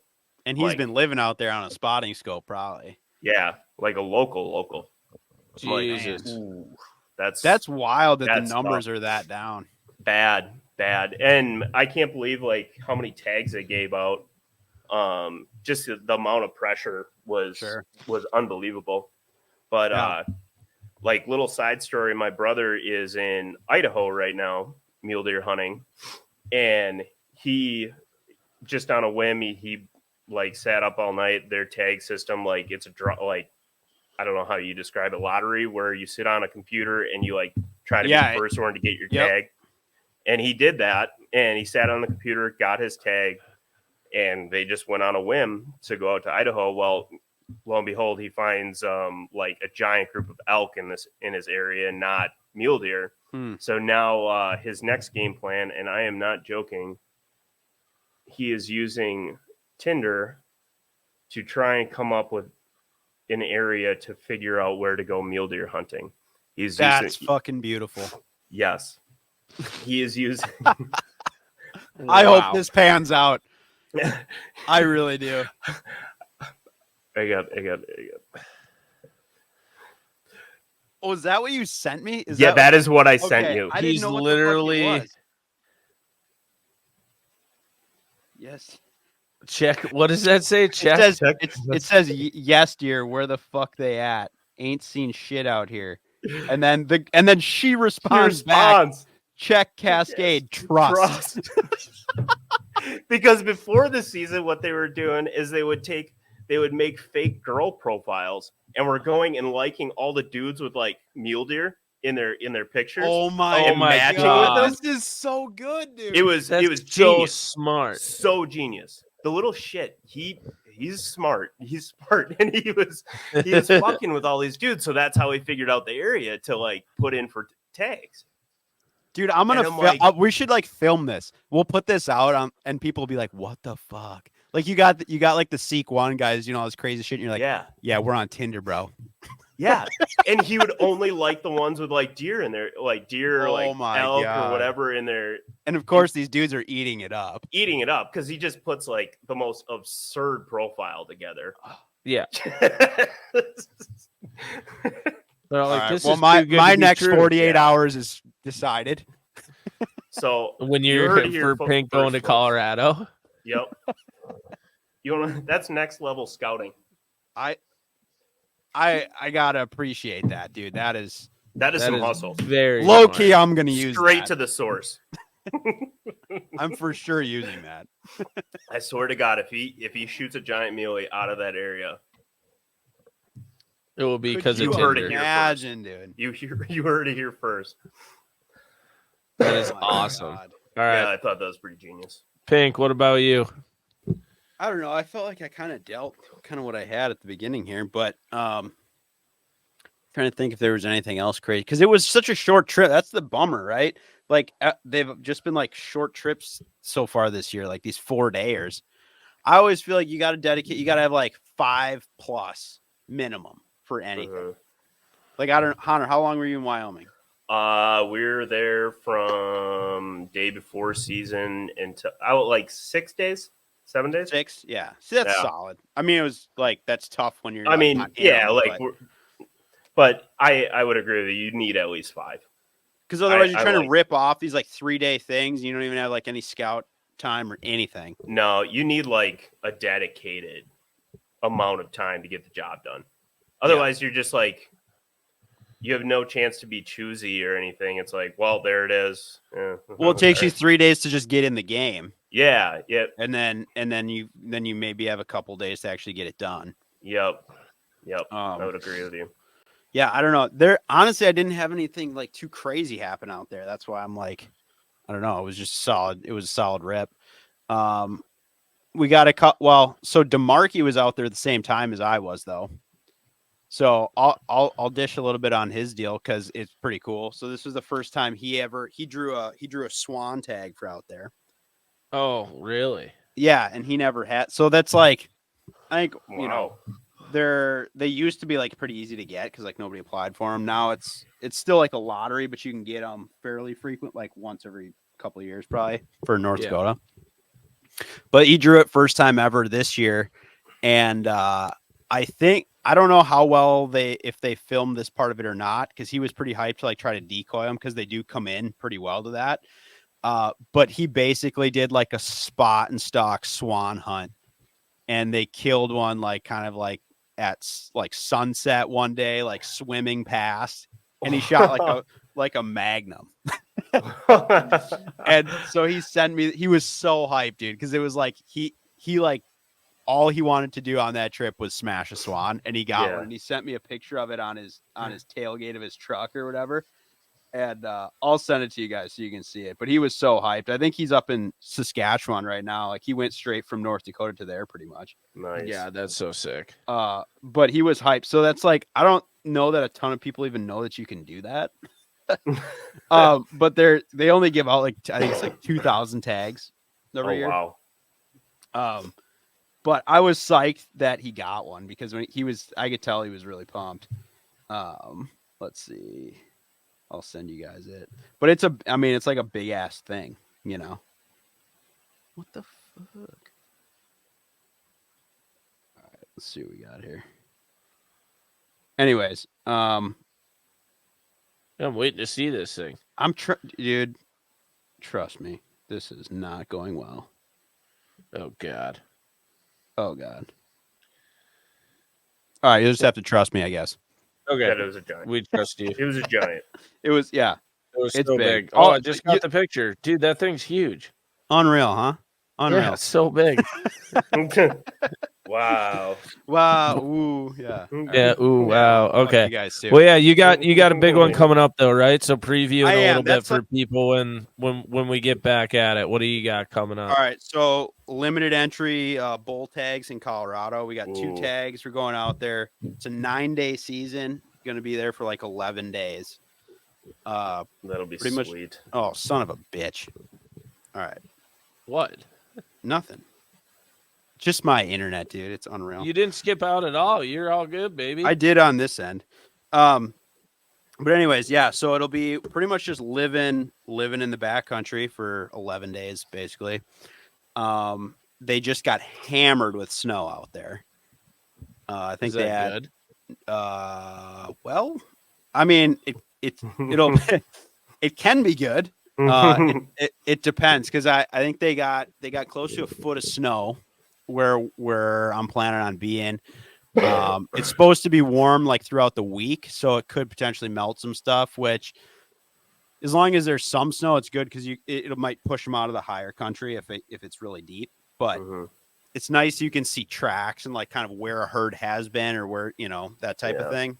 Yeah. But it can suck depending on what elevation you're at, because if it's warm enough during the day, then that shit gets super muddy and greasy and it makes getting around super tough, especially on really steep shit. And this area that we're going to be in, it's a lot of really steep, a lot of like timber. And I haven't actually set foot in this particular unit yet, but based on just like aerials and everything, it looks like there's a lot of gnarly. Like a lot of dark timber with a lot of deadfall in it, which elk love, but it's a son of a bitch getting through.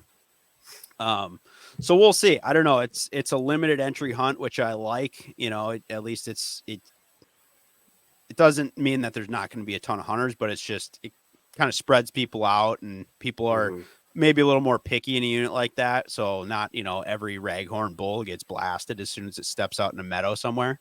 Right. So anyway, those type of places, it's like it actually like rewards you a little bit sometimes if you put in the effort to like do stuff. So we're going to try to get in. There's a lot of this unit sets up where there's a lot of areas that you can access through like roads. So with like wheelers and stuff.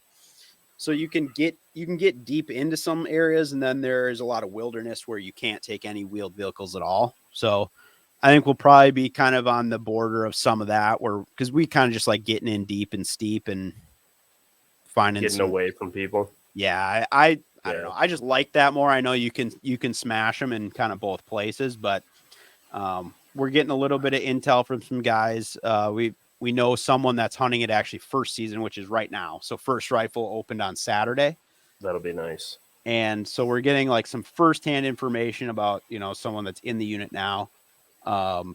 Been talking with one buddy who's out there with a group of guys that is hunting. They're on a different unit than this, but sounds like the activity has been pretty good. I mean, they're in a unit that actually doesn't have that many animals right now. It's just kind of in like a down, but they're still finding some herds. And like the snow hasn't moved them too much. So I'm kind of looking forward to that. They're still kind of doing what they do. It's post rut. So probably, not too much of that. They're just hanging out, going to feed and chilling. So I don't know, right? Like rifle elk is kind of sweet just because, I mean, the rut is exciting. That's why people like to do it when they're screaming and everything. But when they start grouping up and some of the big bulls like pull off the herds and they just go kind of like isolate and live in some dark shit somewhere. Yeah. Cause it seems like from what I've seen, especially the past couple seasons where we had snow early, cause I've been hunting the second season for a little while now. And I can't remember one where we didn't get pounded with snow. And you still I know everyone's like, oh, you get a foot of snow, it drives them out of the high country or whatever. And yeah, the big groups like cows and stuff start moving down. But then you glass up a big boy and he's all alone, way the fuck up some avalanche chute, living in a little patch of dark timber, Yeah. So I think there'll be a lot of that. I'm looking forward to just glassing a ton. I think it sets up good enough for that because the peaks are really high. In this area, like most of them are over 12. So there's like a lot of good glassing to be had, even though there's a lot of timber, which not every unit's like that. There's some where you just got to get in there and kind of figure it out. But this one, you can be a little more efficient with your scouting time anyway. So I'm just going to go out there 2 days before the season. So we'll have like 2 scouting days and then a 9-day season. So depending on how those first couple days go, the first, day or 2 of the hunt might actually be scouting if we don't turn something up. But I'm not overly picky. I just want to, go get a bull. So yeah, if it's a branch bull, it's probably probably gonna get one. But whatever. I mean, it should be fun. I at least think this is like a place that it at least has like a significant population of like mature bulls versus some of the other units I've hunted before where there's a decent number of bulls, but a lot of them are like young. Mhm. So you see a lot of like 5x5s or to... yeah. And it's like just getting into, stuff where you can shoot. Because in Colorado, you can't shoot spike bull. Mhm. And so a lot of these herds, you'll see a lot of cows and spikes, and then, they gotta have at least 4 on one side. Which, I mean, I don't want to shoot a total raghorn either, but I mean, I'm scared. Right. So, but no, it's I don't know. You feel good when you're at least going to somewhere that's got some real big boys, that you can maybe turn one up. It's achievable. For sure. Yeah, well, I like antlers as much as the next guy, so it's tough to not want to like look for it, especially when you have 9 days, because a lot of seasons are short, 5 days or whatever, and this one being kind of a longer one, it's like, man, I got the time. And it's like the mystique of getting the king of the mountain, Oh yeah, dude. When you're out there, like that's the coolest thing. Looking for him. Yeah, there's nothing better than having a big bull leaning up against the side of the wall tent, standing in camp, just being like, "What's up?" As you're freezing to death now. Yeah. So we'll see. I mean, like I said, we got 2 bull tags, but whatever. It's to be small. It's not like a big group deal. It's just me and my old man going out there and trying to smash a couple bulls. So. That's nice. That'll be sick. I'm excited. I'm excited to hear the stories when you're back. So you won't be on the next one. You'll be on start of November. I'm pretty sure I'll be MIA. Yeah, because I'm not going to be back till like the middle of the first week in November. Yeah, it'll be a bit. Pink's checking out. Hahner, I'll keep the boys tuned. I'll keep you tuned. Hopefully we get Stolsky back. I know he's been doing a bunch of hunting too. Yeah, Sobe's out of town for a funeral right now, so he'll be back soon. We got Hahner back. The crew is getting back. Things are going to be grooving here soon. Mm-hmm. You missed out, Hahner, on Stolsky has a tremendous mouse problem right now. So he's got a trap line going. I saw his trap, and I'm gonna have to start making one of my own because the owners of the place decided that they're going to take the siding off of the entire duplex during October when the nights are below freezing. So I don't know if you know anything about animals, but they like looking for warmer areas. Yeah, I woke up to an entire family like above the ceiling last night, and I think might be a raccoon living up there right now. I don't know, something big. Something big. You got a possum problem? Because I pounded against the ceiling and that thing scuttled. It wasn't no mouse or squirrel. It was big. That had some meat on it. God. That was something fluffy. I love it. All right. Well, unless you boys got something else, I think we're probably good until the next one, and we'll have some updates on whatever infestation Cody's got going on. Hopefully we'll hear from Will, and in the near future, hopefully Pink has got, hopefully some we're giant talking about a big bull. Yeah, for sure. Well, thank you everybody for tuning into another episode of Pass the Barb. We appreciate it, and we'll see you on the next one.